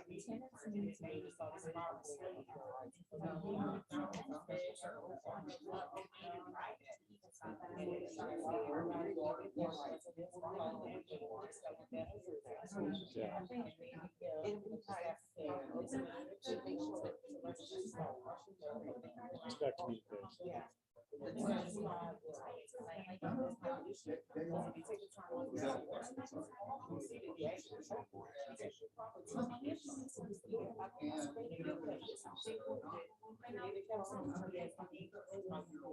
Okay, 5 more minutes, so let's talk about solutions if you haven't already.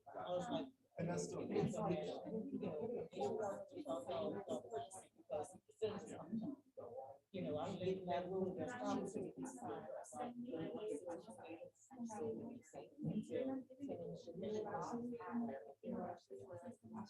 So would that be like? That's what I see.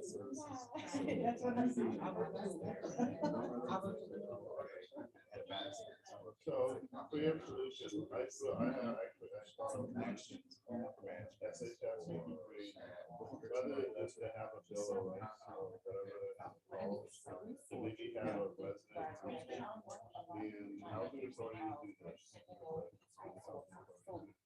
We have resident advisory board, we have representatives that meet to talk about things going on, right? And they discuss here before the board now. I'm not dismissing their contribution.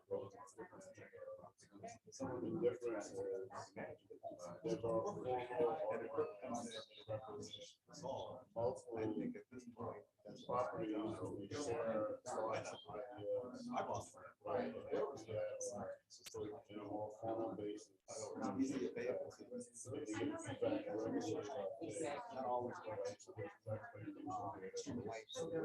know, you're gonna have a meeting, you're gonna report out.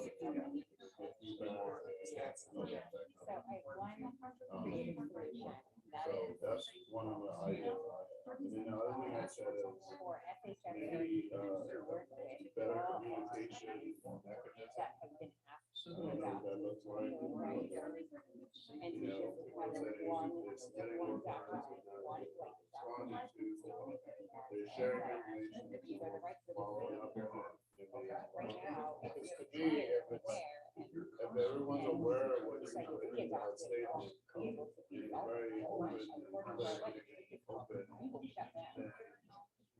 If someone just, they still like to ignore it, that's fine. So those are the two that I.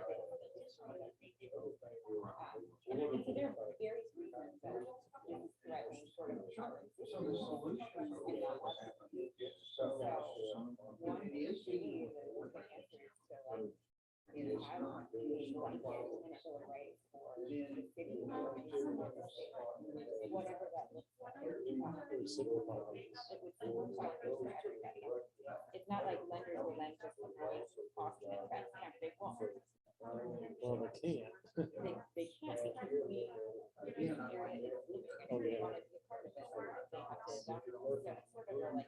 We all need to get. If you just had a patchwork of those agreements, it'd be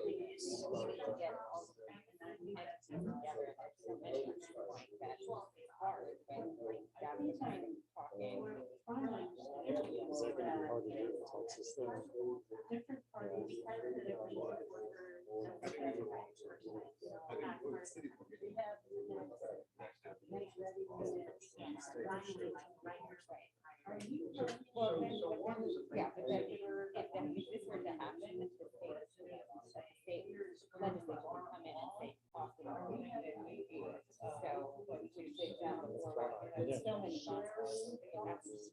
Too many. That's why I'm like, yeah, all of these, have once a month together with the staff and the residents. And if call it like this, we don't, like that. That way, you know, things won't build up. Like once a month, when I consider put it out there. Then we like to exercise and start making sure that the residents and the staff, if you have that once a month, they probably have this right there right across the street, or we have, or they like, you know, something like that. This is everybody knowing it, and also with the residents, with other residents. I got some. Eric's got out for you if you're gonna be doing the state of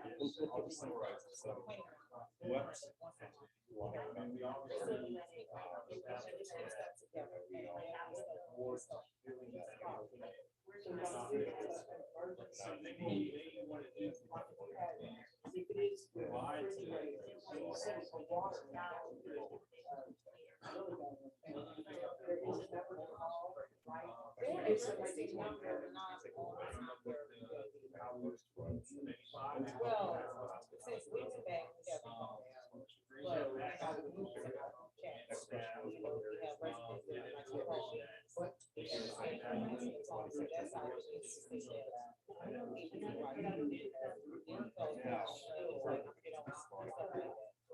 So it's like a small disconnect. Things like that.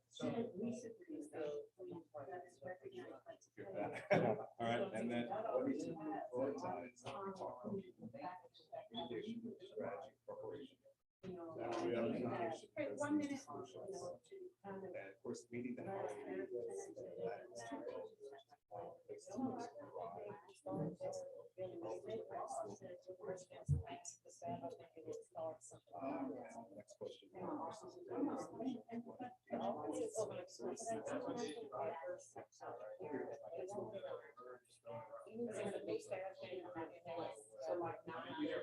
Next question. That's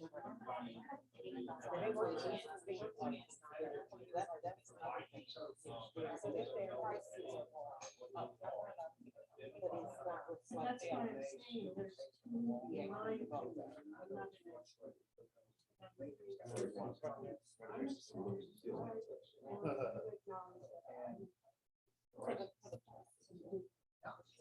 Okay, folks, wrap up the conversations. We're gonna hear from each group. First, we should have said education, services, resources, that, expanding that solution for. Okay, Or we use that.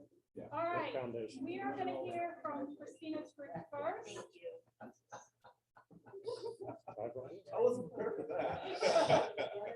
Were you the one taking notes? I'm the one taking notes. Okay, so we're gonna hear what you like, what you want, still needs further exploration. What's the priorities, what's your creative solution? What did you hear, talk about your group? Okay, so the first one was, what did you like about what you heard? One of them was, like that folks are recognize, all of us in this room, a need for a path moving forward, and there's been some organization behind that. Once you bridge that gap, that's needed.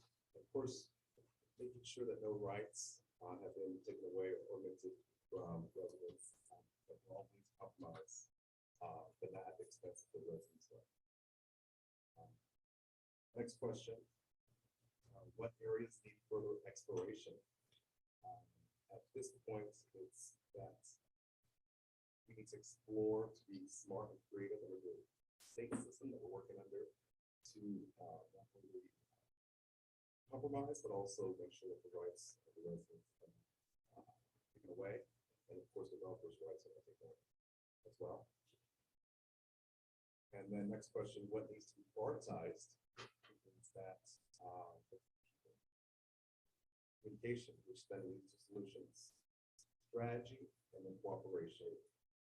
And then this last one, which is kind of threefold, meeting the housing needs, which is places for people to thrive, where developers are willing to build more, and then renovated units should look and feel renovated as well.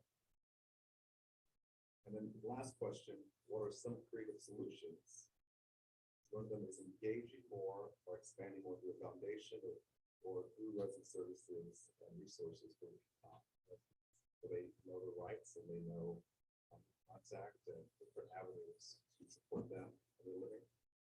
And then the second one was for Strategic Housing Finance Corporation to work with all organizations, have a blanket and a bill of rights for the city and the whole state. So there's no fusion on that. So Like a joint advocacy?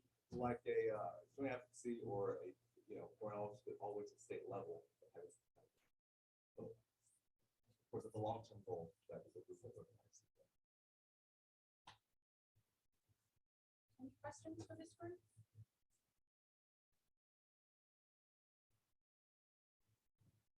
How's our time? Your needs priority, you said people. Yes, my apologies. I was nervous. People, communication, present solutions, strategy, cooperation.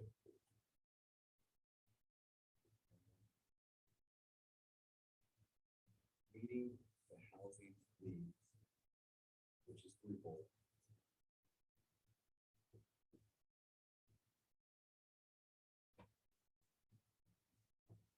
Places for people to thrive.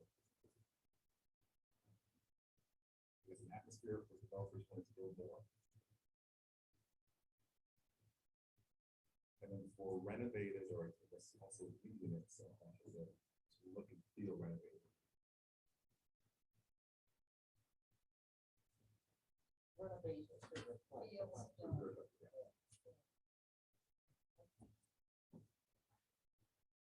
you. All right, that's great. I wrote down a couple of things, but I don't know if it corresponds to the questions.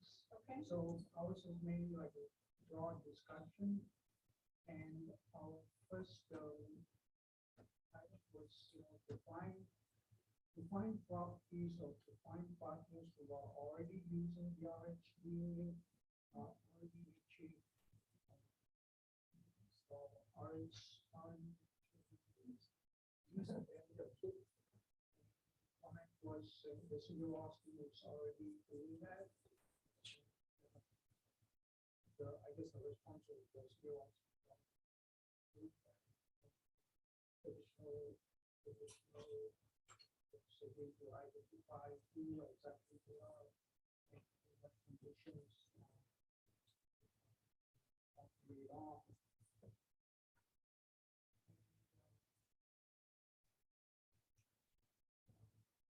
Further, in response to that comment, to identify the partners who already put that, that this is a delay, this is already, should have already been done since we've had this time to do it. So we also brought up the point that it would be unfair to have the RHDA to force this RHDA use of the current partnerships because we are not the owners of many of the partnerships. We are only the owners of those. So, and this would, and it's already an existing property, and we already have, we already have a loan on this property, and the creditors already agreed upon on certain how this property should operate, and this lease addendum is actually changing the conditions on how the property is going to operate. So it's kind of unfair to require this addendum on existing properties. And the recommendation is to incorporate this forward property. Yes, on the existing properties. This additional comment was made was, it's going to make us incur more expenses, and it's going to reduce the profits of the partnerships and also the profits of the future. So those are all new conditions that we are imposing on existing properties. So that's discussion. And one thing that was brought up was really what is needed is a better tracking system on gas on monitoring the gas that's done. And making sure it's completed satisfactorily and monitoring system. And differentiating between maintenance and contract work.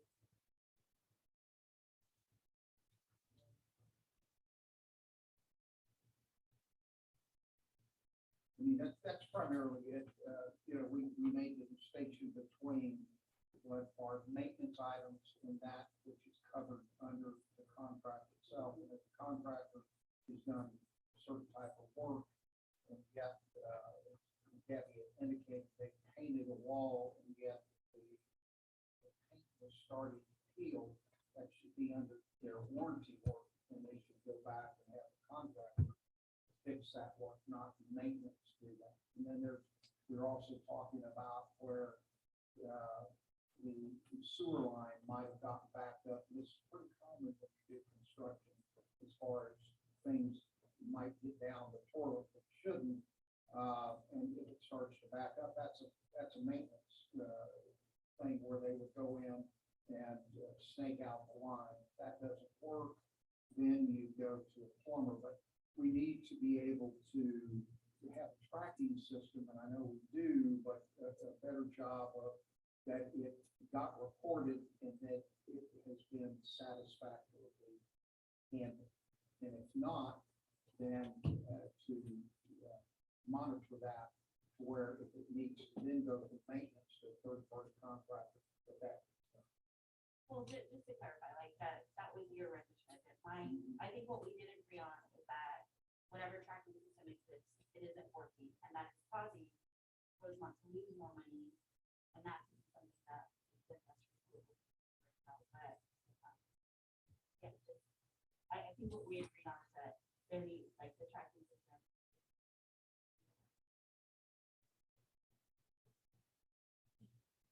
Any questions for this group?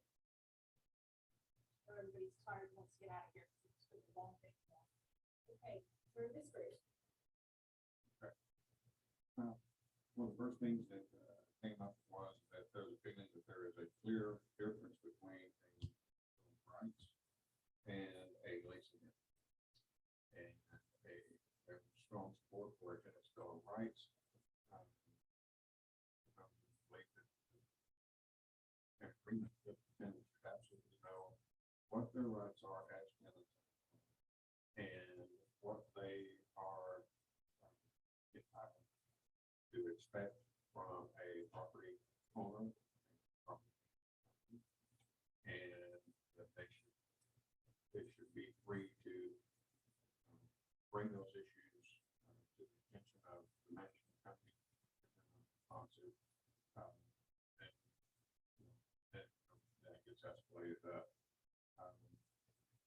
But the addendum is a different matter. And the addendum is feeling that taking some other entities lease addendum and trying to cram it down into our organization may not be the best approach. The lease addendum that we're not the county, we are not the city, we do not receive federal funding. So because of those issues, our operational model is a little bit different. And the constraints that we operate under from our development activities is a little more important to us because we have to live with those constraints. There's no other revenue source to pull from, and we feel that there needs to be a greater level of understanding of that difference at the county level.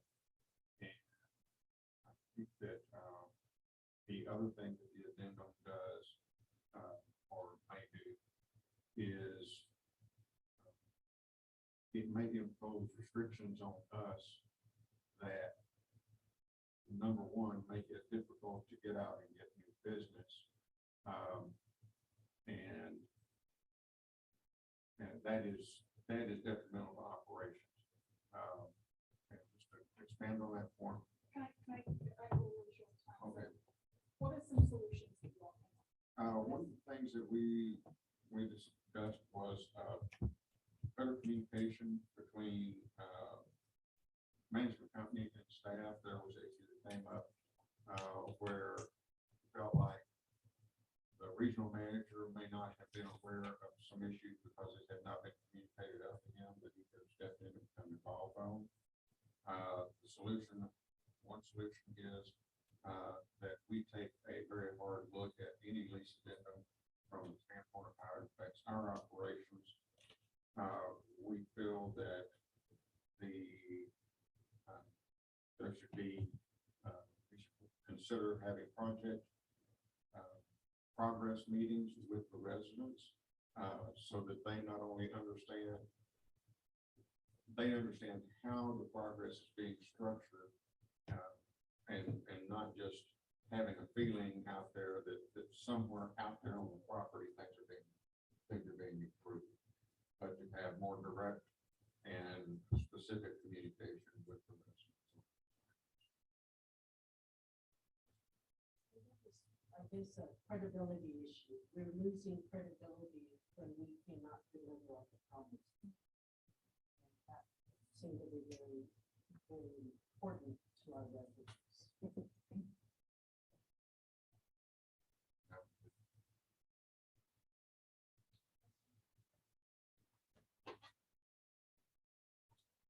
Yeah. Okay.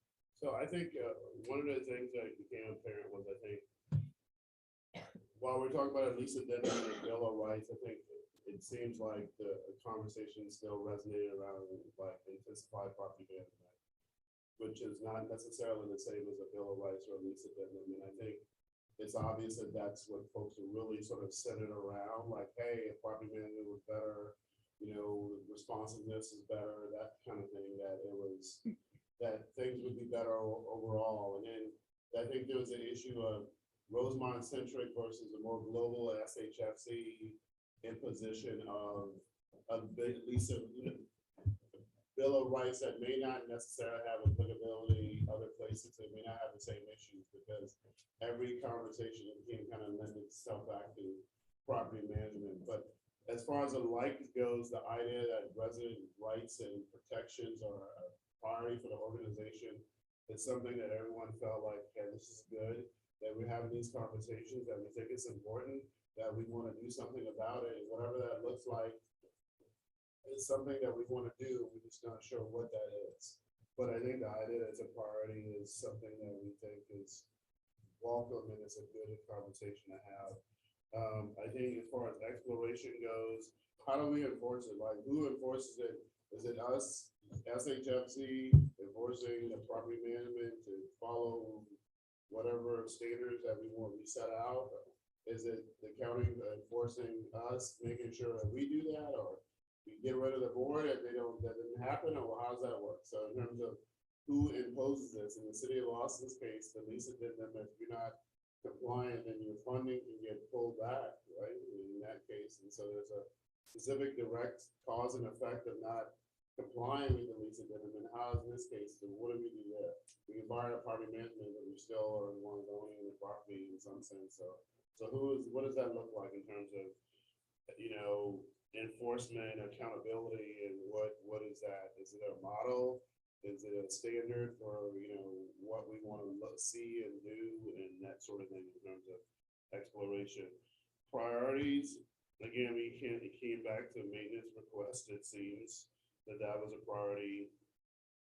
But communication, the quality of work performed, how we ensure that there's a standard for the quality of work performed. Again, it kind of lends itself back to property management as opposed to really about, you know, tenant rights, but I think it's really about like who's make sure that things are done in appropriate fashion. So it really sort of became clear to me that maybe they're parallel conversations, but I think we're, you know, because we sort of inherited something, I think we're having a conversation, but it seems like the priority is different from what we think it is but it was good to, you know, have this discussion. We said we need to have licensed professionals doing work versus maybe day labor or maintenance doing work that may be outside of beyond their purview, right? So like just making sure that people that do the work are licensed and qualified to do the work. Again, it's a standards for property management, quality of work performed, responsiveness to work orders, and such. And then as it relates to creative solutions, we talked about maybe having Rosemont aside, that we have a formal sort of resident council, you know, that represents maybe a block or, you know, a quad or whatever the case is, that they actually have a formal kind of process. They meet with the staff on a monthly basis. You know what I mean? As a very organized group and not just a sect. And maybe if we're talking about an overall, because we're saying this is for strategic overall, not just Rosemont, even though it kind of, you know, sort of comes back to that it's about like maybe SHFC has a resident council that has representation from each of these communities, and they come and meet with the board, or they have their own meeting, and then they talk about shared concerns and things like that. And the organization overall looks at how it may make changes policy-wise to ensure that the properties have a standard, a consistent standard across the board. A message board to maybe communicate things that are going on, also to promote communication amongst residents as well. You know, so that we can hold each other accountable if, you know, someone's, you know, think's been leaking for 2 weeks, I mean, there's ability to post that information and share, and there's some remedy for how these things get done on a regular basis. That there should be a survey of how things are going on a regular basis in terms of quality, resident, quality of life and satisfaction. We should do more to promote community gathering.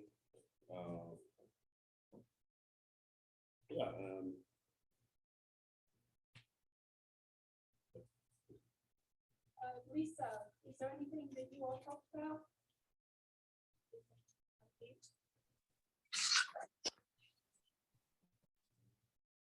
Is there anything that you want to add, Lisa?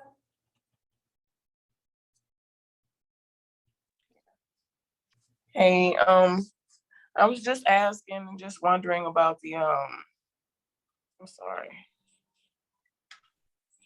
the original version of the tenant protections. Are they still included?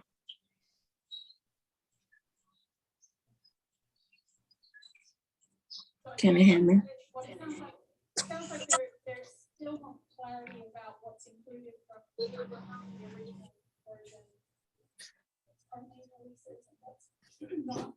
So essentially, I mean, what our goal as a staff is to try to figure out things that we and our investors felt comfortable with, to develop a parallel draft document that we would want to be considered in lieu of adopting a wholesale off-the-shelf lease agreement. So nothing's moved forward. It's just that we do have a draft document that mirrors to some degree the lease addendum with items we felt like we wanted to move forward with versus those that we may not have. But there's been no decision made on any of those. So that's what you mean, and it looks like one of the red line version of the actual lease addendum, the original. Sounds like that's another area of exploration, right? Yeah, what is that final document? And hopefully the final document take some of these things into consideration, included in what the attorney has done, and then maybe have two things I heard of, which is a Bill of Rights, as a part of the law throughout the process. Something that might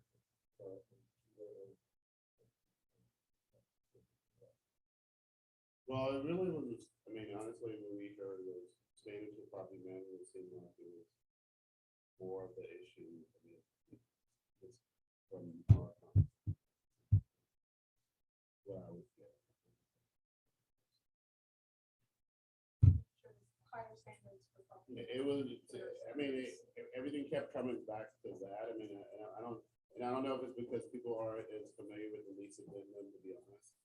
You know what I mean? Because it's kind of, it's not fun reading, but I think people, doesn't process it like, they can understand like a work order not being responded to. But when you start talking about all the language in the lease addendum, I mean, it's, it's, Lori wrote it, so I mean, it's different. I mean, so that's all. And that's the whole point. Make sure that the tenants have a clear understanding as if you're going to the clinic. You want a clear kindergarten understanding of what you're getting into, what you're signing, everything, your rights. Tenants need to know. That's why I think that's been a common theme amongst all the different groups is there needs to be much better clarity and communication. So even if there's a legal document, that needs to be broken down into clear language, right? So that people understand what it is they're signing and what it is that they're writing. And that the rights remain. Yeah. Right, and the lease addendum is really for developers, it's not for. Yeah, so I just wanted to respond to Patrick. So yeah, like they're two separate things, but they're connected, right? Like if there weren't issues with management and all of the stuff that had happened to Rosemont, it probably wouldn't be asking for a tenant bill of rights, but a tenant bill of rights is good for all tenants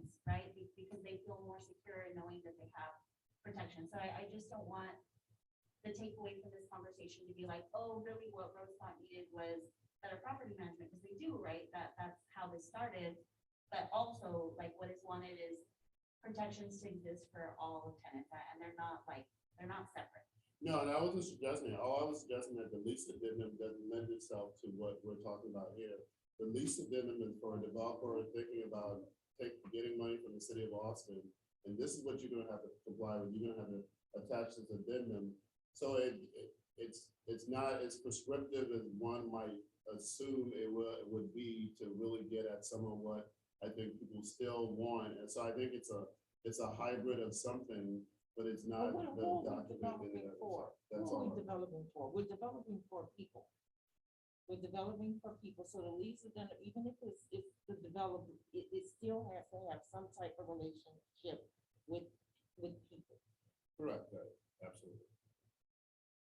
Yeah, I just want to say, I agree with both parts. I think, property management, we're making those changes, we're making those improvements. I wasn't here a year ago or so, but I will say this, that I think really for Rosemont, for the short term, is expanding the support services like Rainbow and having they're involved more in our office and getting things kind of more communicated and broken down more. And let residents know that, okay, if you have a bad experience with the property manager or the leasing agent or whoever, they have not only my number, but my VP's number and upper echelon's numbers, and what number we have in corporate, so those complaints can be mitigated immediately. And so Rosemont's a tax credit property, I mentioned this in my group, at a different property, let's say it's, a lease up or a 50% A-class property, if a resident had a bad issue, doesn't really come forward and it's immediately resolved. I think what I've noticed is coming in as a regional is that whenever there's a bad experience, it goes elsewhere, and I don't know about it until 2 days later. And doesn't help me out, and it makes everyone look bad in the whole situation. And I agree with both parts. It's just bridging that gap of better property management, which brings honesty instituting, but also expanding the rest of services where it's broken down the lease agreements and broken down what rights a resident has, and having those people, those partners in our office, breaking those things down. So it's really not going to happen to see what that support services for them is what I'm saying. Anyway. I'm hearing there's much greater clarity in what the rights are for folks and written in a way that people really understand it.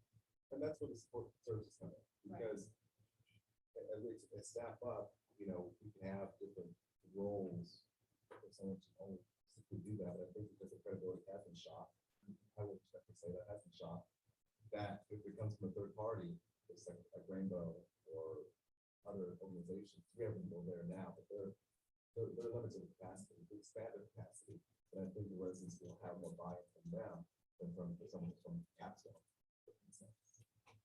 I'm hearing that there's a desire for greater communication, right, between, which goes to, I think, what we just talked about. Yeah. There's also a desire for increased, that's, creating more formal structures for communication, right? Jimmy, is there already a Texas tenant bill of rights? No, there's No. not. There's not. A tenant handbook of some There's a sort? tenant handbook that we give out at Capstone. We do. But, but regards to that, it could be more augmented or adjusted for Rosemont. And those residents and understanding their rights.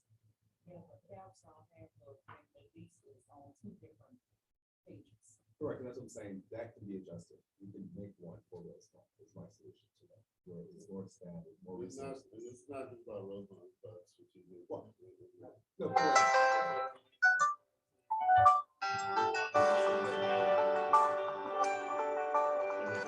Every time a global solution, it's not. As for the leases, like, not so much necessarily written, so that you can understand it, but mostly, explain. Because I know you can't take it too much out of this professional room, so all the way down, and you're probably looking at $10 on this paper, so maybe just explaining what each section is down. Yeah, and I think that's what I'm hearing is that there's clear desire for residents to really truly understand what they rights.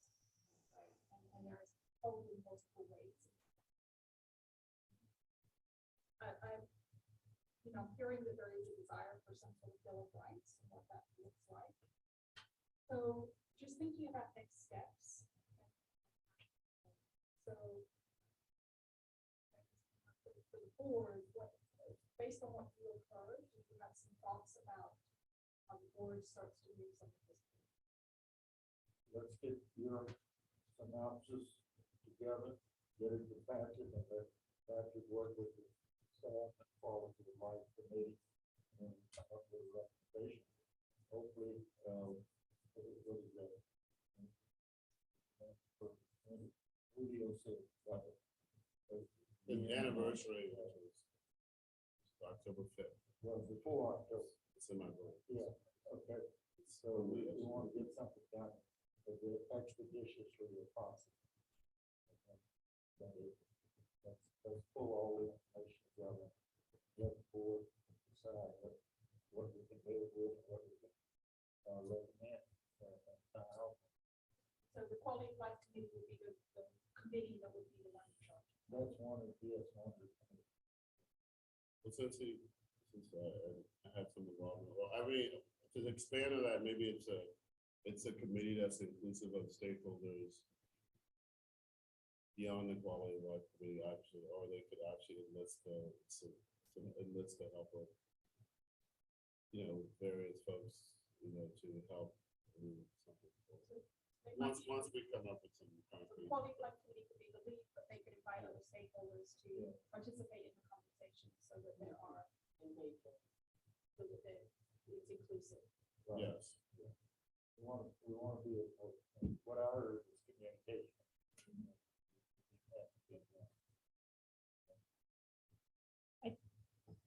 Just to add on to this, I also think that there's a directive from the Commissioners Court, there's a working session next week. And so I think putting this all out of the table and including, I don't know what the Commissioners Court is going to say. I don't know if they're going to say, well, I don't care what you have to do, just do it. I doubt they're going to say that, but letting them know, we haven't been in communication with them. And letting them know, these are the barriers to us doing this. And the stakes are that this organization is not solvent, that we won't be able to continue our work. So then if that's the case, then we need cushion from the county. We need, there needs to be some understanding of we do this, we can blow off everything, but these are the stakes. And I don't think that there's been a full explanation to anybody other than the board of if we do this, this happens. If we do this, this happens. There isn't a cause and effect that is apparent to every single person who's here and who has a stake in what's happening. So I would just say, I would want that to be communicated very clearly to everybody involved. I totally agree. All right, so we have the Quality of Life Commission committee will be the lead. Stakeholders, it's not like it's that's where this work within the next week. So just to close out, I would just like one takeaway from each person, or something that you've heard or that you're taking away. It's kind of a comment, not just a takeaway. So what I would like to happen is that this whole session wasn't just a way for to check mark that there was community input, especially since we didn't know about this until late yesterday. Otherwise, there would have been more tenants here. They would have been prepared. We could have looked over the lease addendum with everybody. So, I mean, if the goal of this was communication and to get community feedback at the very beginning, that wasn't involved. And if there is a possibility to have stakeholders join the Quality of Life Commission, I would really want the tenant association to be included, and Boston, because we're the only organization in Austin that deals with tenant issues and works with tenants directly. So we really should have been invited, and I hope that this isn't just a way to check off a box, and then you all will do whatever it is that you were intending to do in the first place. And I hope that in the future, there would be a conscious effort to include the tenant association. Yeah, one thing that was new that I learned was that this also impacts our creditors too. So all our properties and all our partnerships are also, we have loans and if you were to implement any lease addendum, we would also need to involve them because there's that has an impact on the revenue, which they would need to know about. But they may need to be stakeholders that are also engaged in the conversation. Resolving resident issues.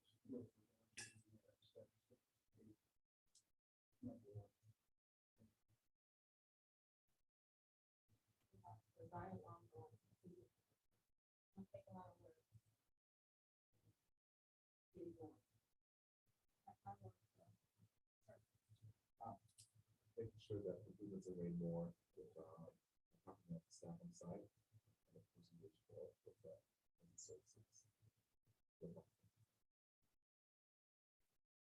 I heard more, focus, a lot of focus on the developers and not enough focus on, and I would like to see more concern for people and less for the bottom line, the bottom line. I like some of the creative solutions that I've heard from different groups and would like to think about them more comprehensively at some point. Like Christina, creative solutions is the most exciting part to me. I think that's where you're really going to see progress in this whole effort. Maybe that tenant should be like better communicated with and like be on everything. A lot of issues about work orders and things not getting prepared in a timely fashion. Things like, air conditioning and communication needs to be a must. Really creating that communication. Everyone wants to be heard. Communication, I think, is the most important. Both ways.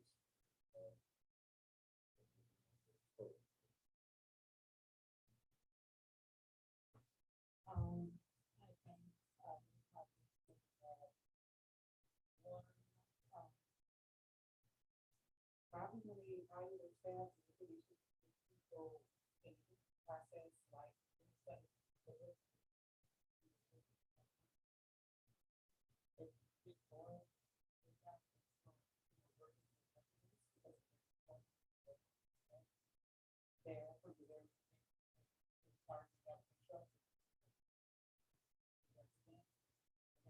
like there should be more tenant rights.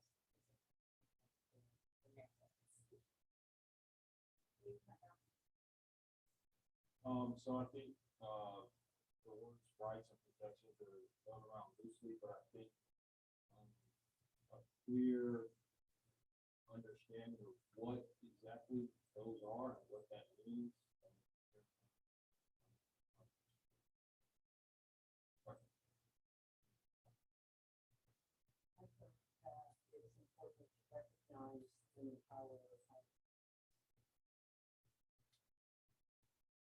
Having more protection for everyone.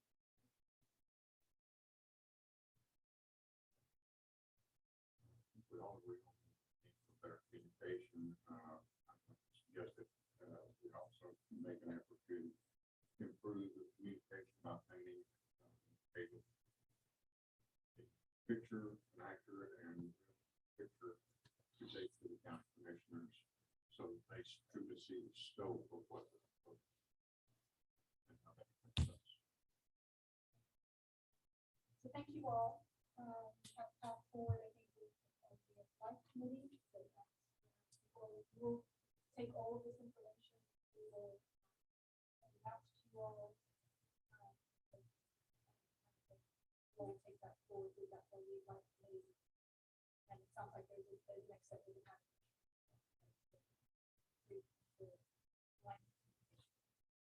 Thank you for your time. I know we have, I apologize for that.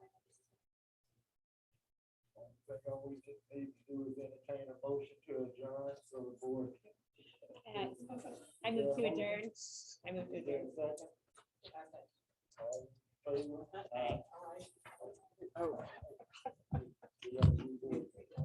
Christine, you made the motion? I did, yes, I did. And Ms. Prince, Ms. Yes. Keisha?